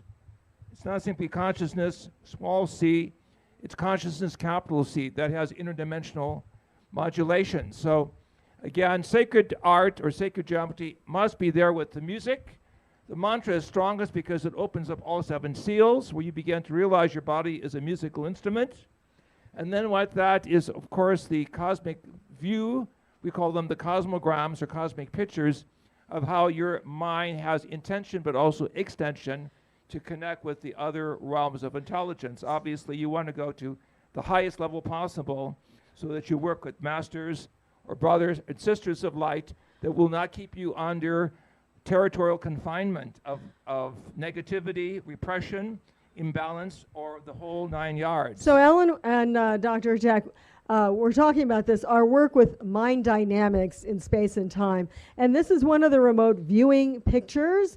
And it was actually done in Palo Alto, California. There's the bank. And the guy who's drawing is in a closed area at Stanford Research Institute. And the other 2 went out. They were called the Outbounders. They were at a place, and he had to tune in. So he not only saw the pond, we'll say, but they even saw the number of people and the throwing of a paper airplane. You see the paper airplane on the left-hand side of the screen in motion.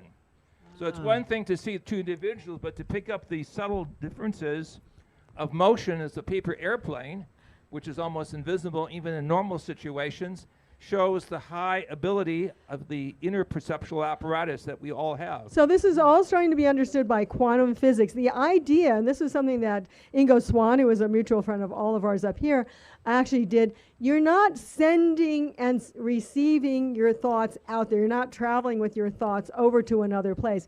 It's non-local reality. So when you put your mind there, you are there. It's not just non-local in space, it's non-local in time. So some of the experiments at the Stanford Research Institute were done by Pat Price, who was real amazing. He could see inside safes, locked safes, and documents. Of course, you know, he'd sort of disappeared or hired by the CIA. But someone was going out to a location, and they said they would usually wait for the person to get to a location, and then they would remote view it. But Pat Price was hungry that day, and he said, okay, I'm just going to remote view it. Before he didn't know, this other guy, Hal Put Up, didn't even know where he was going to go.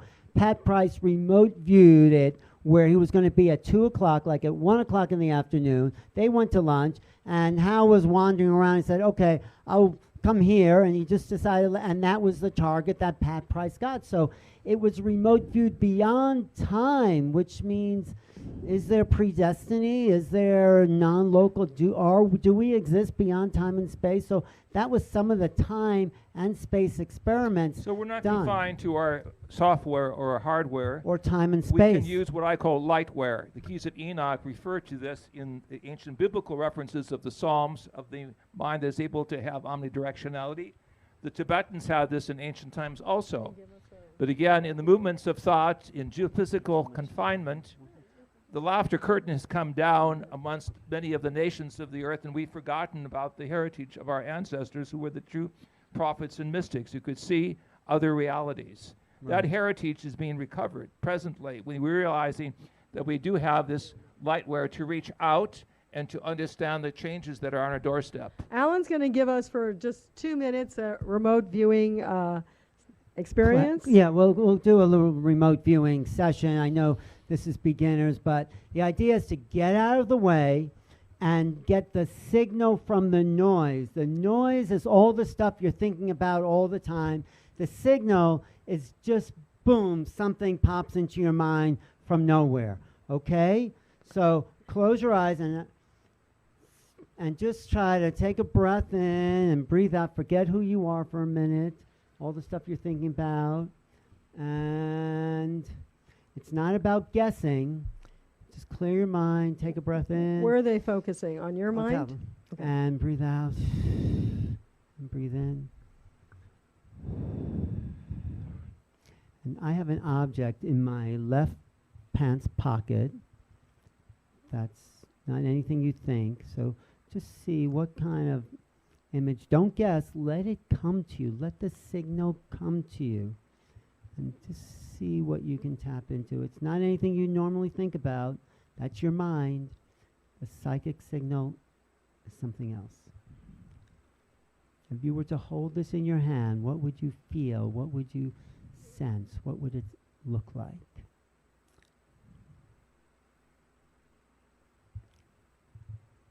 It's not supposed to make sense. Don't label it.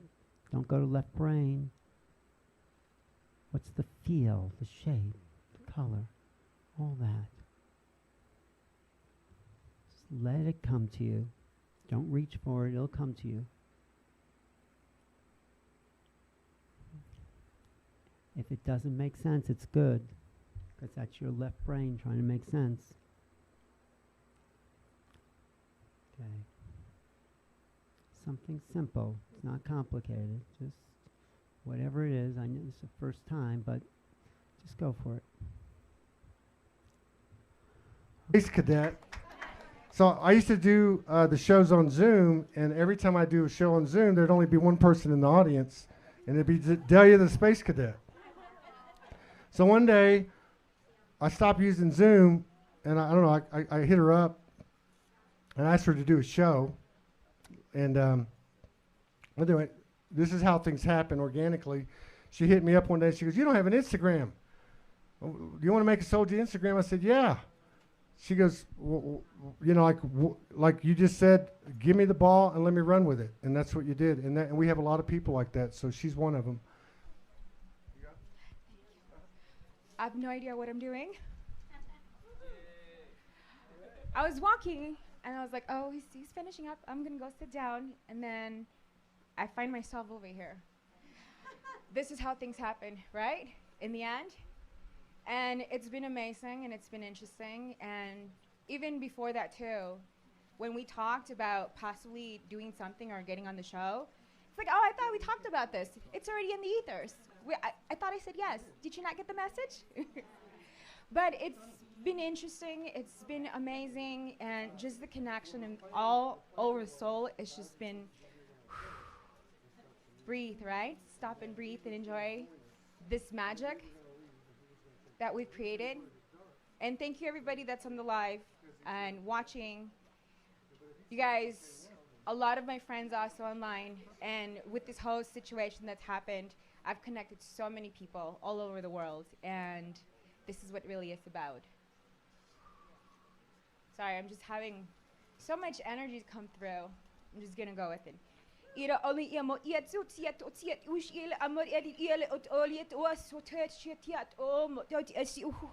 Ar to titi to ot in it set shot sete. Iar orom olil iar os iet elemo ies ut seten ios ot of iat ol eman and oe. Arodia siat hoes iet udi masiat yeshut tot siat tet yot oma adiat o. Arias yes so iare odias tetearo mor ariat ot diase sheteten. Wow, thank you. Anybody else wants to come and join? I love you. Oh, thank you. I love you guys so much. I love you all of you guys. Anybody else? Anybody else? Keep going. Come on. For more than 35 years. So I am excited to bring him and now this. This is the kind of work we're doing. We're healing on so many levels. The womb. I had never been in my own womb awareness until I was in their room. The womb room. The work is huge. Everybody's going to have their own unique experience because it does the work that is needing to be done for us in our lives. Thank you, Kate. So Jade is going to demonstrate some scalar waves. Feel them, hear them. Yeah. You want to man the board for a sec to make sure we have a sound check. Then we'll sound check you too. Give me 1 second on that.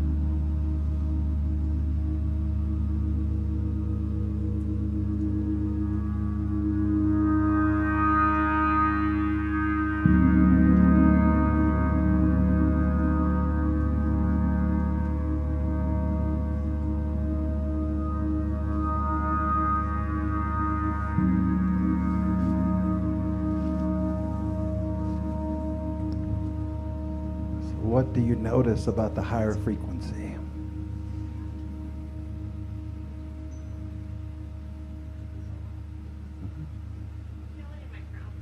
Ah, yes. It actually is in the back of your crown. G sharp is in the back of the crown. So, absolutely. Thank you. So, we used a harmonic to do it this time a little bit. Sometimes we demonstrate it with a smaller gong that has that opposite frequency. So you got the subtlety today.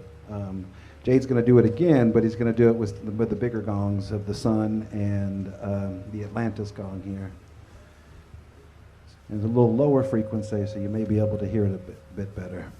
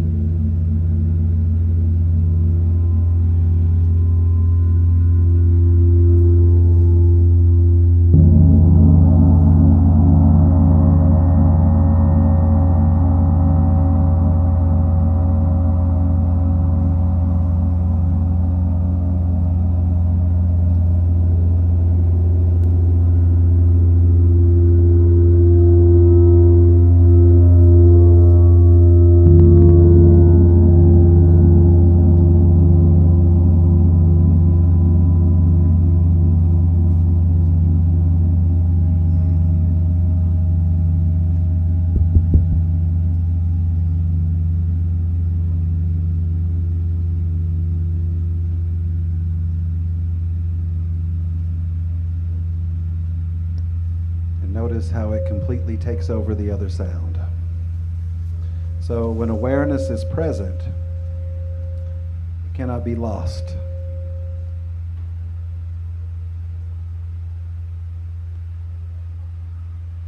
Any questions about scalar waves before we just get into the music? Because once we start, it puts us in that state and hard to talk, yeah?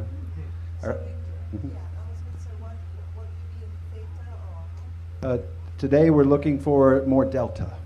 Delta is where your body heals, and actually Dan Winters says that in delta is where the charge collapse actually happens. So from the Monroe Institute studies, they've proven.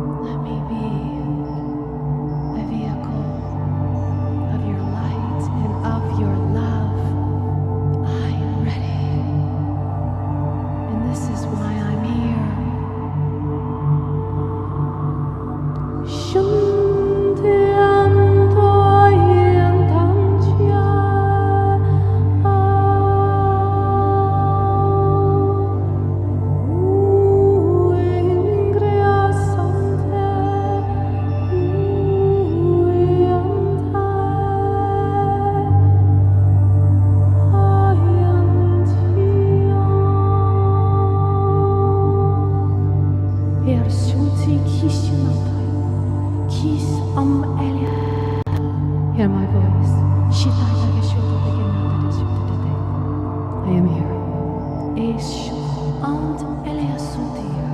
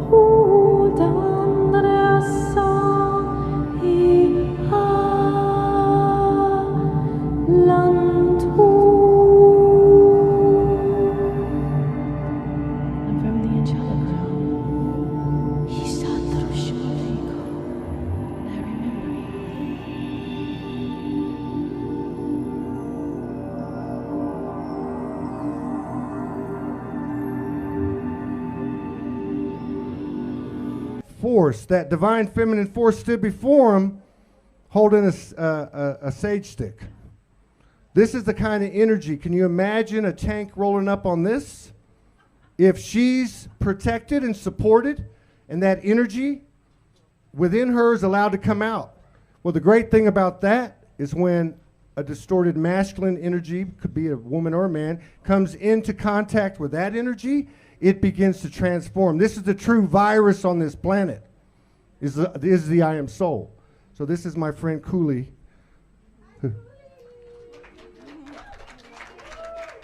Thank you for coming up. I didn't mean to put you on the spot.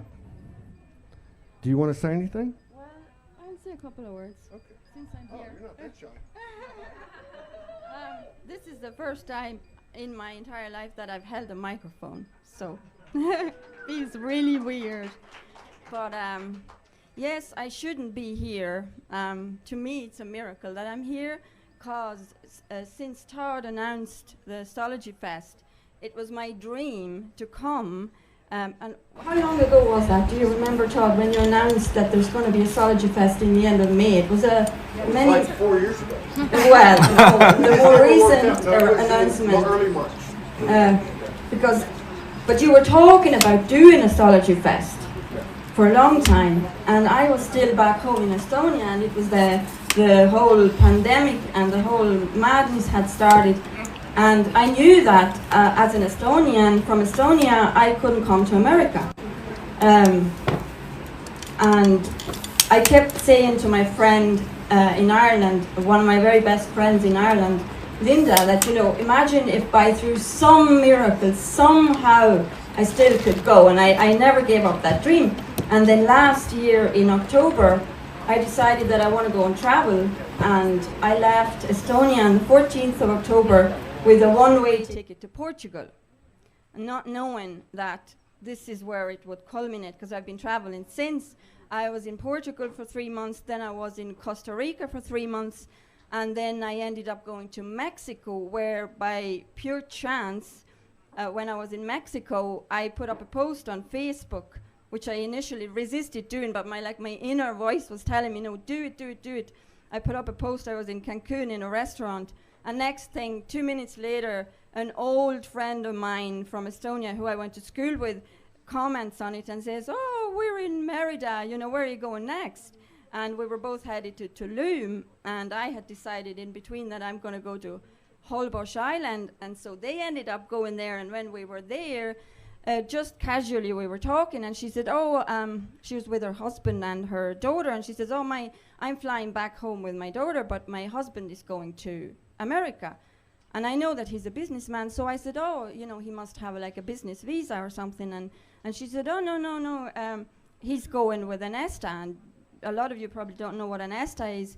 It's just this visa waiver program that America has with a lot of countries, and Estonia being one of them. Just like a tourist, you can go. And I was like, what do you mean ESTA? We're Estonians, we can't go to America with an ESTA. And she said, no, from Estonia or from Europe you can't go, but if you are in Mexico for at least 14 days or more, then you can go. And I was like, what? No way! And so I decided to apply for the ESTA, because you have to apply online, and she had applied and she hadn't got it.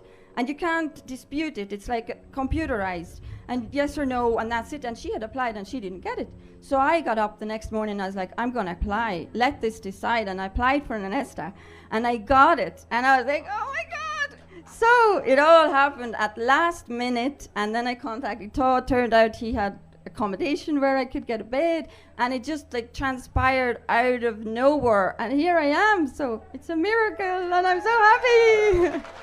Thank you. She did pretty good. Can I put this over here? Do you have your phone? Yes, I do. So I thought that this is good. Okay. So I'm just going to go like this. I actually am writing this book, but one of the things that came up was this poem about unity. So we're talking about divine masculine and feminine. So I thought I would just read the poem. Let me see if I can find it. Is there no next? So call it the wholeness of becoming oneness. Reconnecting with the spirit of creation.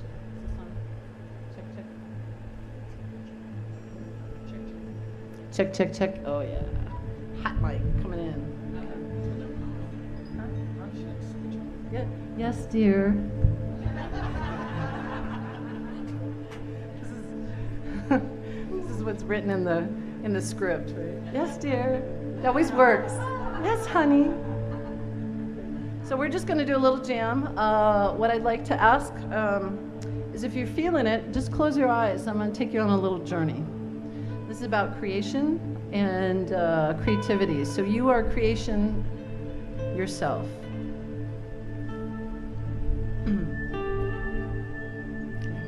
So I just ask you to journey with me this time.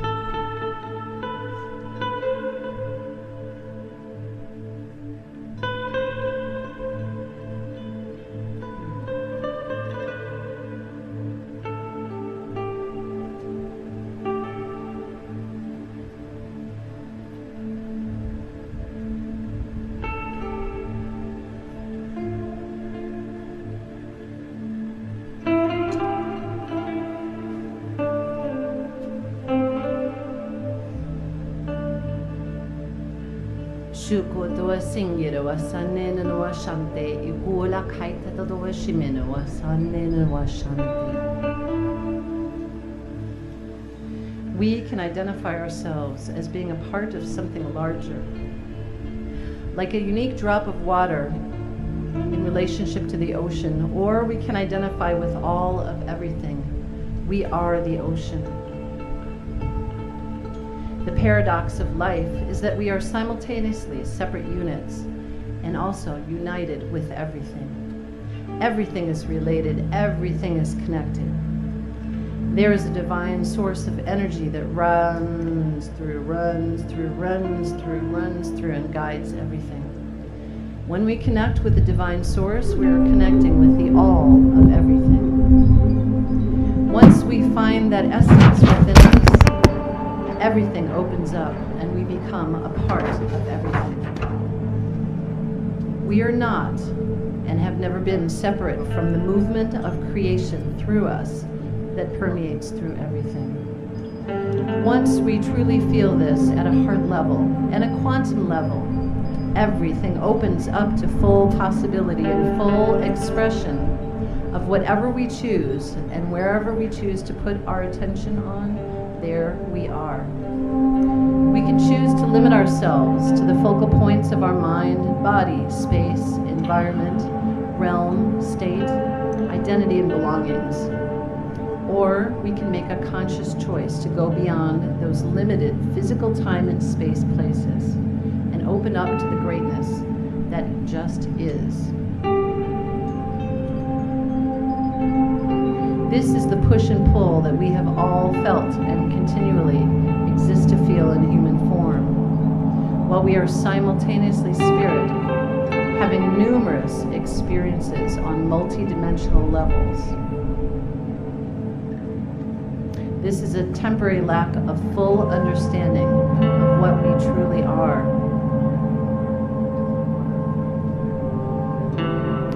It is important to isolate yourself in silence so you can hear your true inner consciousness communicating with all that is you, all that is everything, and become it. We are always creating the realm of existence that we choose to experience at every moment of time. Finding the true essence of loving yourself in the biggest sense of this thought form means to reunite the self with everything and all existence. You create the new doorways of connections to experience and walk through. Everything becomes a reflection of the joy of living, and that being is you. Then life further opens and becomes truly alive.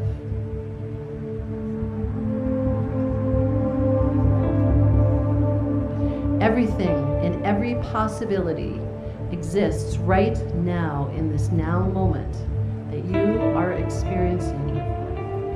You just need to choose the the door and open the gateway to this consciousness. When you no longer feel limited, you are truly free. And wherever you go, there you are. Trust yourself, trust possibility, trust change, trust in your truth, and trust in the energies of the universe. Creation always knows what it's doing and has a natural desire to grow and reverberate through everything. This is the new aspect of yourself. The shift. The simple change of perception from the idea that we are separate to an inner knowing that we are connected with everything alters our beliefs and changes everything. We again become one with life and truly eternal. We are limited only by our feeling of lack. The intelligence of the universe flows through everything. Once you make this energetic shift, everything in your life starts to make sense.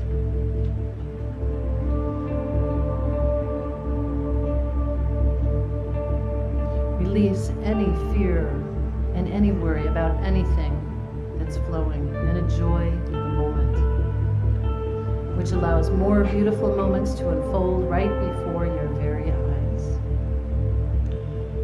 Who am I? Who are we? I am this. I am source. I am creator and creatress. I am God and goddess. I am that I am. I is that I is. I be that I be, and I love that I love. I am in complete divine union with and as the source of creation itself. Everything is accessible to me exactly as I need it. Own the power that you have within you. Take up your personal and spiritual responsibilities. Begin to open your heart again.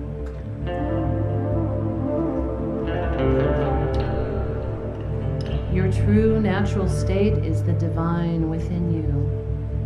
It is already all that you are. Creation is because you are. You are because creation is. You are a being of light, an energy source of creation itself. You carry this light. You manifest this light and you become this light. As you always are, have been, and will be this light of creation. Give freely of your love and your light and your energy.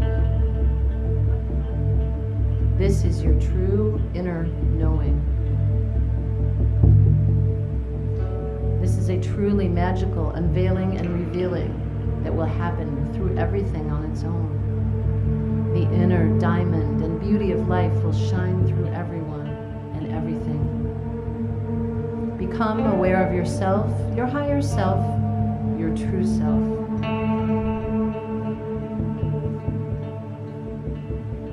In this way, we become one and oneness with creation, with the source of life energy, with everything and everyone around us, with humanity, with Earth, with all beings, and the cosmos. We fully become a living star being of light.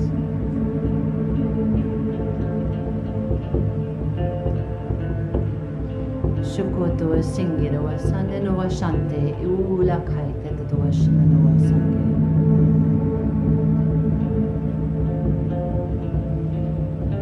Asakoto shingiro wa sande wa shokoto singi.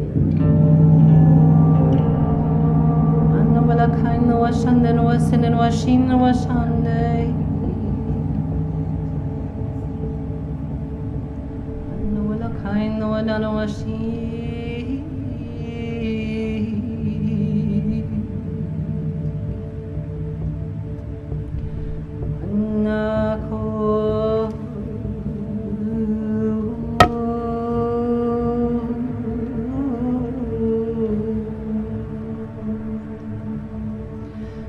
brought me out of the rabbit hole and into new horizons. And when I came here this weekend, I brought several different altars with me, and the first 2 days I wasn't inclined to bring them. And then my highest self stepped up and spoke this morning and said, Julie, you know, your whole life you've been like a beggar, seeking here and seeking there and opening that door and turning over this stone and asking this person and that person questions, etc. And it's time to stop all that, because what you've been, I always say a cliche is a cliche for a reason. And so the gift that I had been seeking in myself my whole life just surfaced today, a few hours ago. And my inner child this morning really wanted to play, and she said, bring your altar with you. And what's left of my 3D self was like, oh, what, you know, you don't need to do that, and blah, blah, blah. So I ignored it. And I also heard from Archangel Raphael, like, yes, definitely, bring your altar. And so it was a little altar I had created inside of a cigar box. So yesterday I was strongly magnetized towards Allison, who's sitting back there next to Anita, who's sitting back there next to Delia. And we took this picture over by where everybody's been eating, and what appeared above us was like this map of the New World. And I thought, wow, there's something going on here. We have some really strong connection. And so I asked one of these lovely ladies, it was Allison, I said, I would love to go into the teepee with you three later, if that's something you're open to. And I won't go through all the details of what transpired, but I'll give you a little bit of the story, which is that, you know, we together created sacred space, and I opened up a blanket, sat out my altar. I asked Delia to go get a flower. I had a little vase that I had brought. We burned some frankincense. I asked these ladies to sit, each of them, I have these rods, I forget what they're called, they held in their hand while they set an intention. And one by one, they came before and sat before me on this beautiful Metatron's cube tapestry that Delia had brought. So it was a collaborative effort, and they each sat in front of me. And the gifts just opened up. Whatever I saw in each person, I spoke to that. And in me seeing them, they also saw me. And this gift, prior to today, had never been activated. And yet it was something that I've been yearning for my whole adult life. And they were telling me what they were seeing, you know, me completely shape-shifting, or them being able to see my light body, or turning into a lion, or whatever they saw. And the reason I wanted to share it with everybody is because it's everybody who's on this land right now, and everybody who's listening on the lives, and everybody who is part of the Soulogy family, and everybody who helped put Soulogy Fest together, who played a role in this gift coming forth. And it's a gift that I've carried with me in many dimensions through many lifetimes, but has been dormant. And it's like being for centuries in a desert and finally finding water. I feel open, expanded, creative. And Jason, wherever you are. So yesterday, the first day Jason was bartending, and I went and got a cocktail. The first thing when he felt my pulses, he said, is a question that's been asked to me my whole life. Are you an artist? Never known how to answer that question. And he said, there's so much creativity pouring through you that wants to come forth. And yesterday I went to get a patch, and he said, are we on the same tip as yesterday, or are we doing something new? And I said, we're definitely on the same tip. And he gave me a heart patch, and he asked me to put it on my high heart.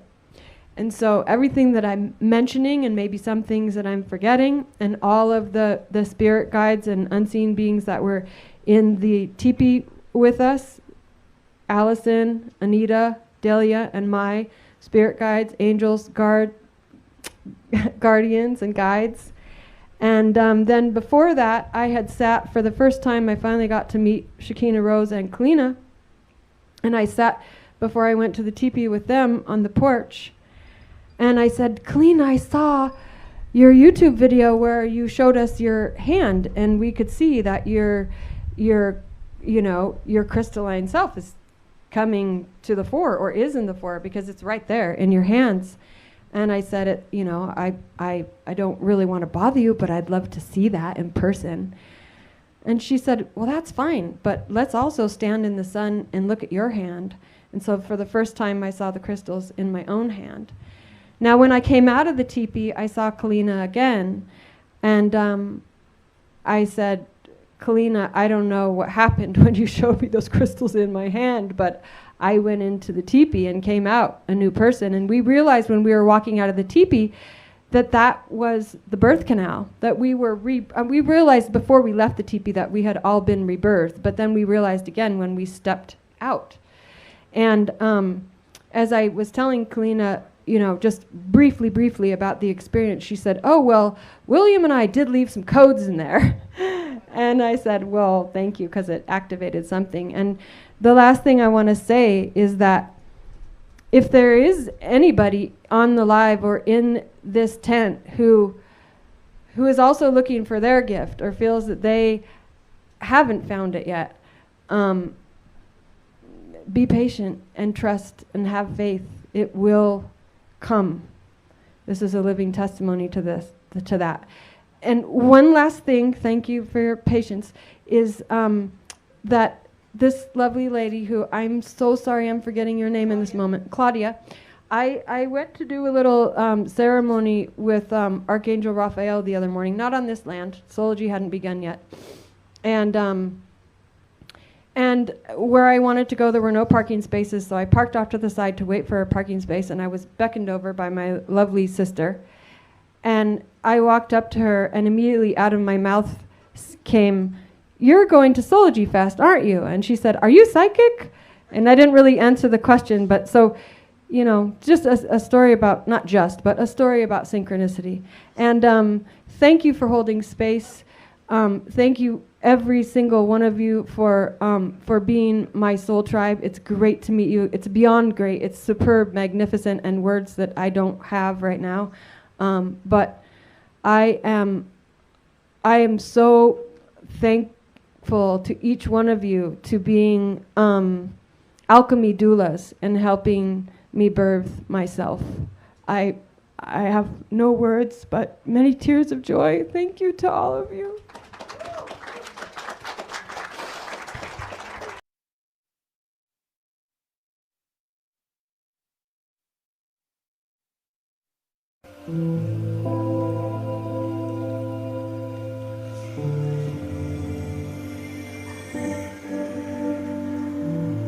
Conscious-colored energies. I held it from the other side. Alternating currencies. Healing frequencies alive. Pleasing demons lost and found. Pains of angels, thorns on crowns. Light vessels, white, black, red, yellow, brown. Self-inflicted burdens spark, healing freakish tendencies. I finally found my mark, coded beneath these dependencies. The sip and swallow just the same. Yin-yang vial of consistency. Come on, man, play the game. Pop the veins. It's a spirit of serenity. Blessed by fear's subtle epiphany. Fatal dreams found to lose. Earth face and anomalies. Dirt shine, diamond line. Every card's coming ace. is one kind. Journey to divinity. Shedding skins and conditioned sins. Erasing false realities. Journey of extremities. Chaos in the harmonies. Finite to infinities. Postulated possibilities. Freedom is fearless. And it's free. Spaceless time and timeless spaces. Fought the light, found the dark, the holiest places. Beat the hell alive for me. Flip the screen, change the script. Triple beam trinity full flip. Tetrahedron DNA blueprint. Sacred geometric. All matter trip. Enough to make you sick. Feel the poor, feed the rich. Now my friends, we got this shit. Sovereign citizen, surrender can't erase. Tap your heels, go at this standing room only is a holy place. Take the mask off, see the world's face. Surrender to embrace, search without a trace. All be gone, set that silent, not empty space. The mind's heart, spirit, the I am soul. Purity tears, so many lives, so many years, projection, reflection. Hear the howling eyes of my ears, it's the last stand of deception. Universal correction, past the peace, we're smoking angels trust. Kiss the sky, increase the magic. Knew what we know, blossoming, overflow. Deuces times 4, double down, that's infinity.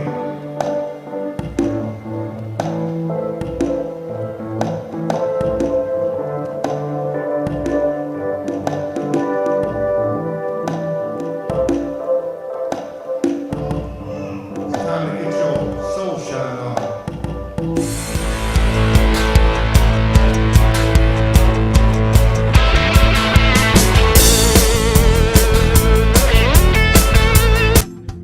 I said, hey, sister, what the hell you running from? Oh.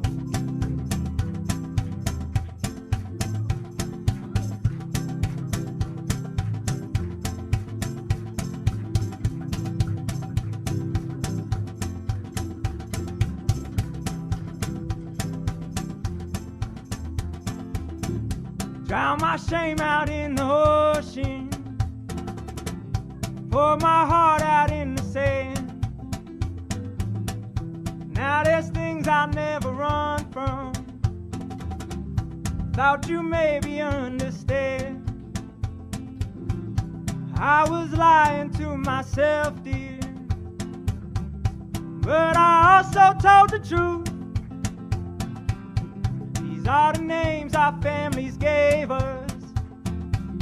The things I swore I'd never do. I said, hey, William, what the hell been going on? I said, hey, William, what the hell you running from?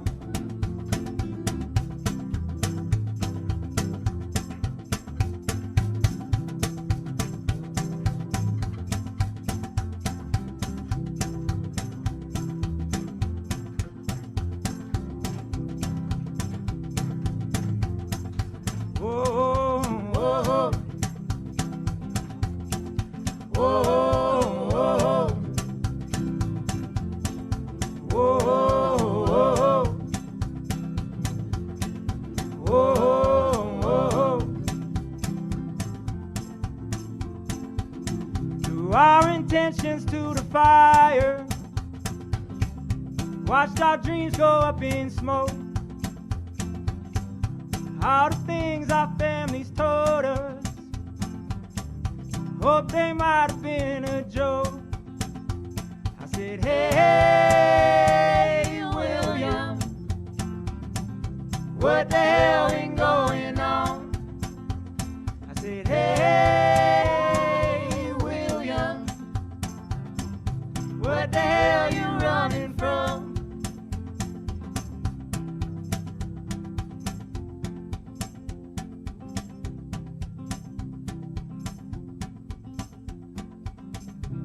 Birthed our daughter by this mountain, put our prayers into the land. Oh, there's things I'll never run from. No, you definitely understand. I said, hey, hey, William, what the hell been going on? Hey, William, what the hell you running from?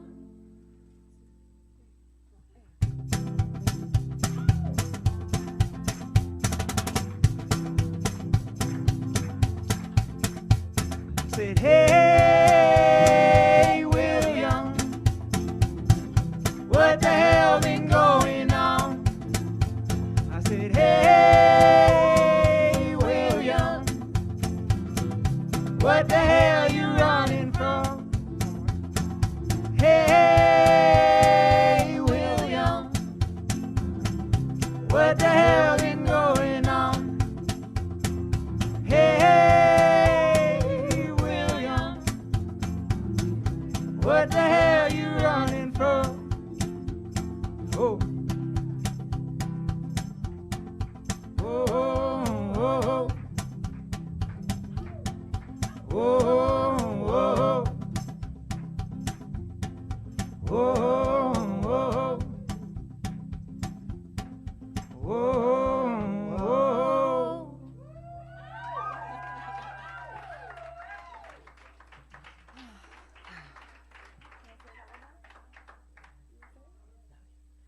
Thank you so much, you guys. We've got one more song for you this evening. It's been a really sweet time being here with y'all. Okay. Okay. I think we could do a banger, honestly. Cool. We could do a banger. Let's do it. Yeah, which one? You want to do Susie? Or Grief? Yeah. There's just enough people that want to dance. Tell them it's specifically for them. All right, this song is just because you all are holding it down on the dance floor, so we gotta provide supply and demand.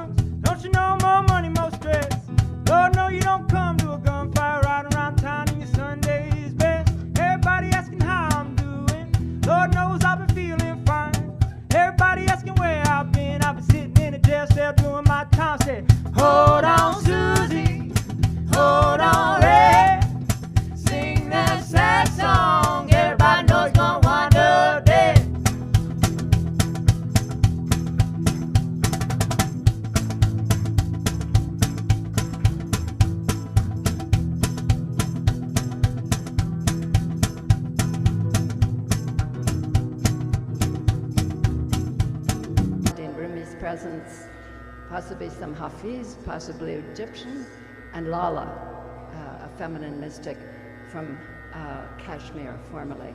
So this is a universal symphony, obviously, an amalgam by now that works us beautifully on the ground of our unified soul and spirit and heart.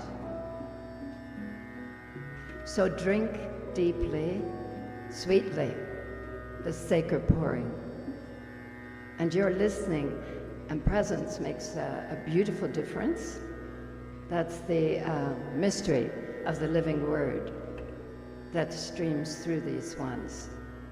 So again, thank you. Wa alaykumus salam.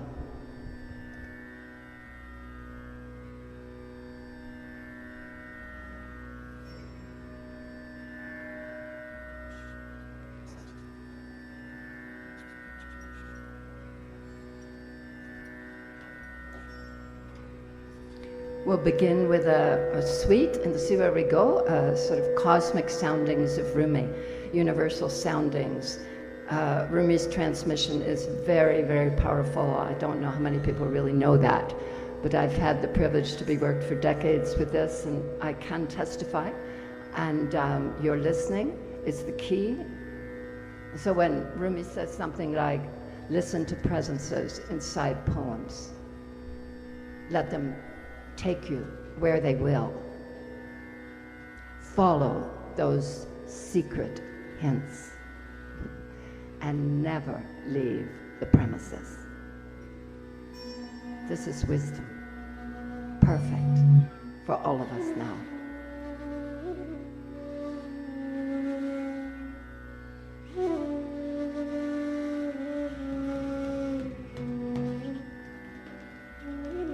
The words we said to one another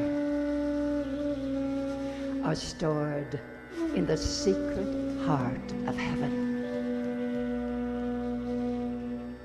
Now, like a rain, they fall and spread, and our mystery grows green over the world.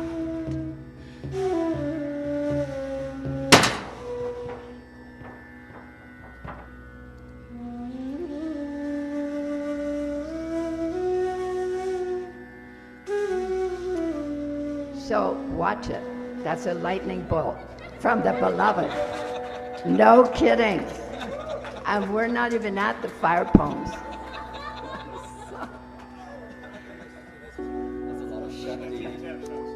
Shakti Day.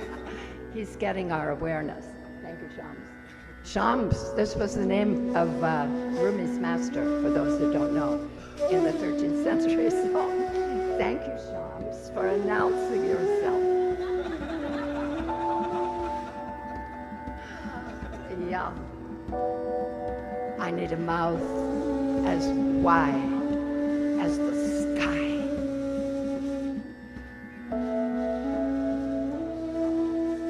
To say the nature of a true human being.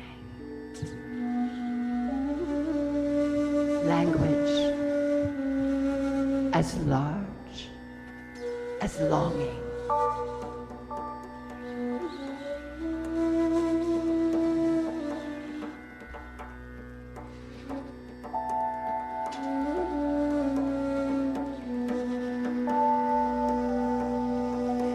With every breath, the sound of love surrounds us, and we are bound for the depths of space without sightseeing.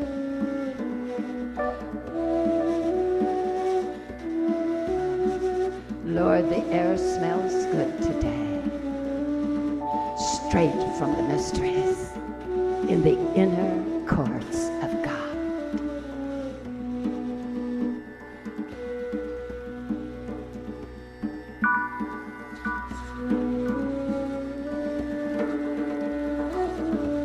With every breath, be aware live there.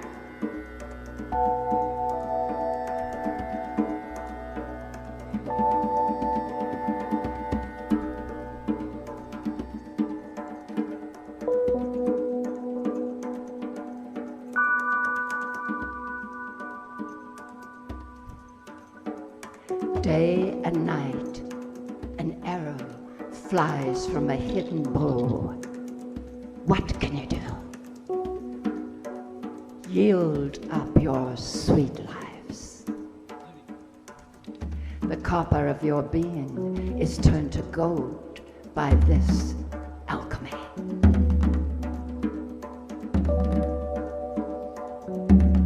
We have a home, and it is glory. Glory. Love's glory is no small thing.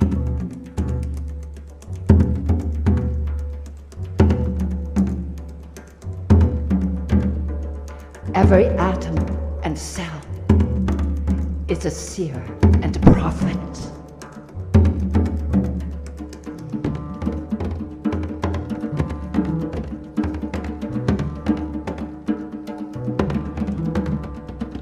Every object and being in the universe is a jar overfilled with wisdom and beauty. A drop of the sacred water that cannot be contained by any skin.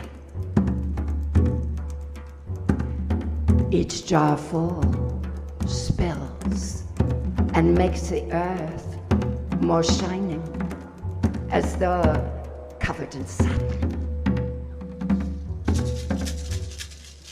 Those who choose to stay by the sacred river grow so ecstatic that they throw rocks at the jugs, and the jugs become perfect. They shatter, and water, do you see? Neither jar, no water, no stove.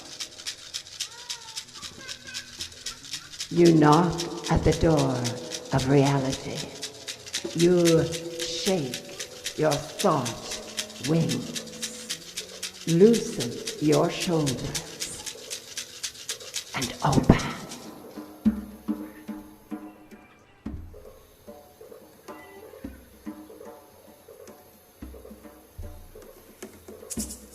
In the ocean of the heart,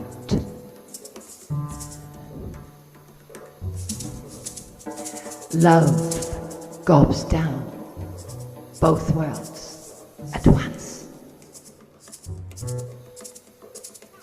Hear from the heart, wordless mystery. Understand what cannot be understood. In a human heart, there burns a fire that burns all veils to their root and foundation.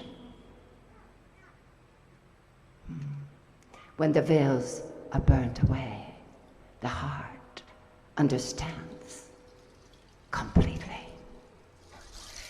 Ancient love unfolds ever fresh forms in the heart of spirit, in the core of the heart, in the heart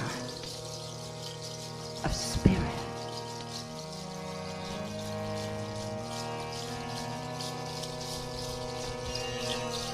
In the core of the heart.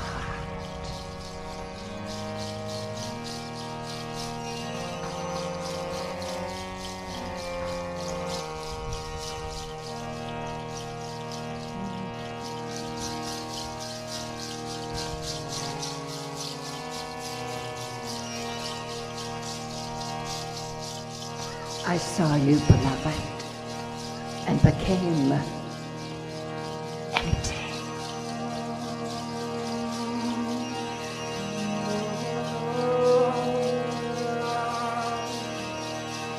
what the soul most wants is emptiness.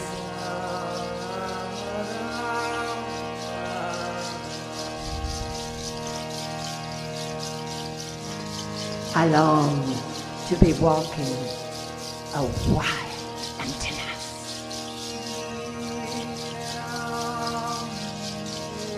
Peace beyond any understanding of it.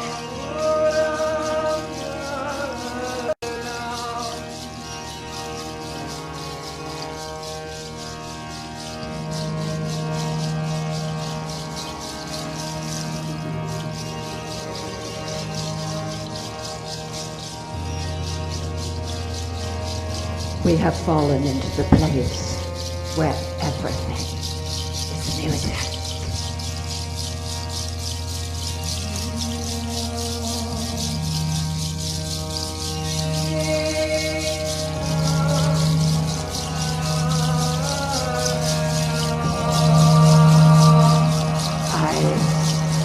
Eyes like doves of a stream, bathed in milk. The grief armies assemble, but I'm not going with them.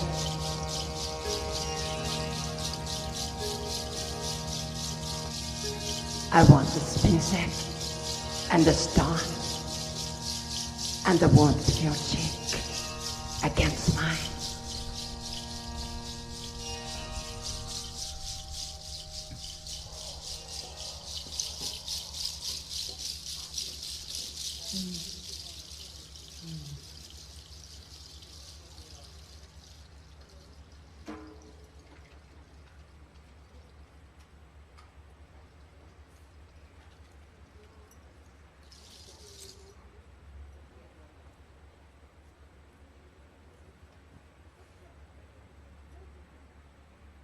Man won't lift you no higher. Don't trade a little honey for stress. Make sure you don't come up quick. That man gon' come, who knows what's next. Everybody asking how I'm doing. Lord knows I've been feeling fine. Everybody asking where I've been. I've been sitting in a jail cell doing my time. Said, hold on, Susie. Hold on, Red. Sing that sad songs. Everybody knows gonna wind up there. Hold on, Susie. Hold on, Red. Sing them sad songs. Everybody knows it's gonna wind up dead.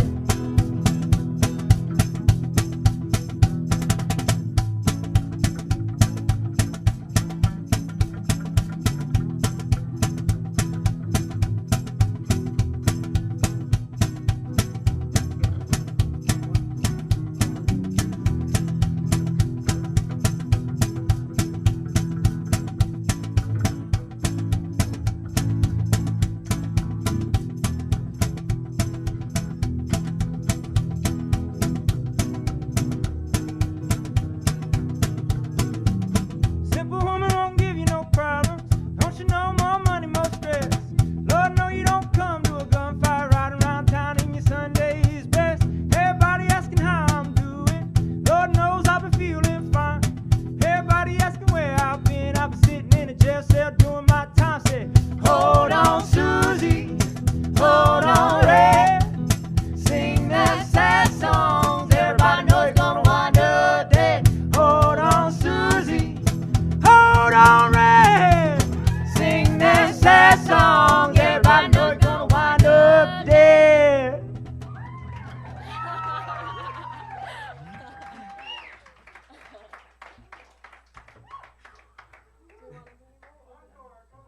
Let's do one more. Thank you guys so much. This has been amazing. All right, this is our little goodbye from my hearts to yours.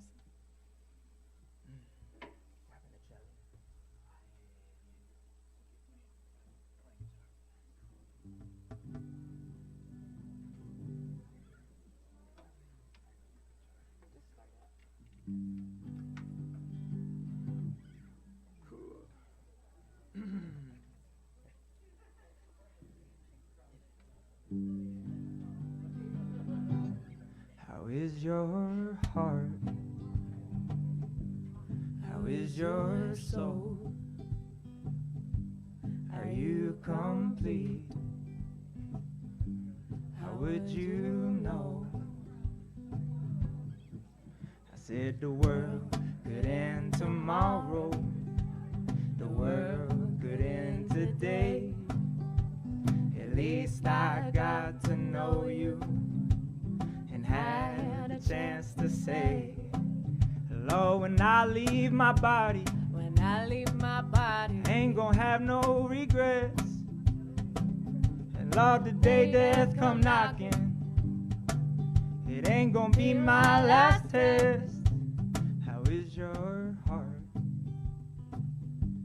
How is your soul? Are you complete? How would you know? I said the world could end tomorrow. The world could end today. At least I got to know you and had the chance to say, oh, when I leave my body, when I leave my body, ain't gonna have no regrets. Lord, the day death come knocking, it ain't gonna be my last test. I said when I leave my body, when I leave my body, ain't gonna have no regrets. Lord, the day death come knocking, it'll be the day that I rest.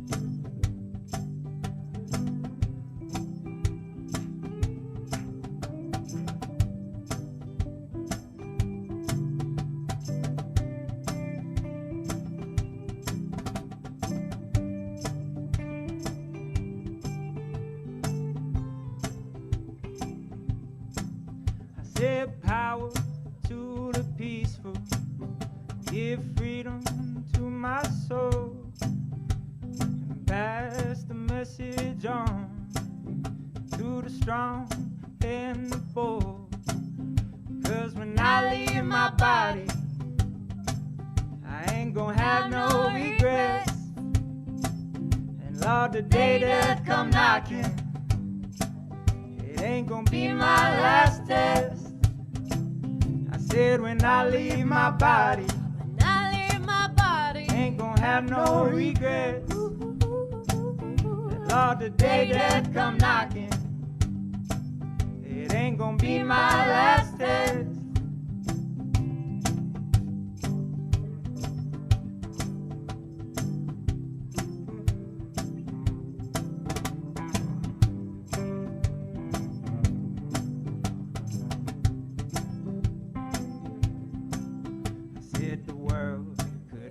Tomorrow, the world could end today. At least I got to know you and had a chance to say, oh, when I leave my body, when I leave my body, ain't gonna have no regrets. Oh, the day that come knocking, it ain't gonna be my last test. I said when I leave my body, when I leave my body, ain't gonna have no regrets. Oh, the day death come knocking will be the day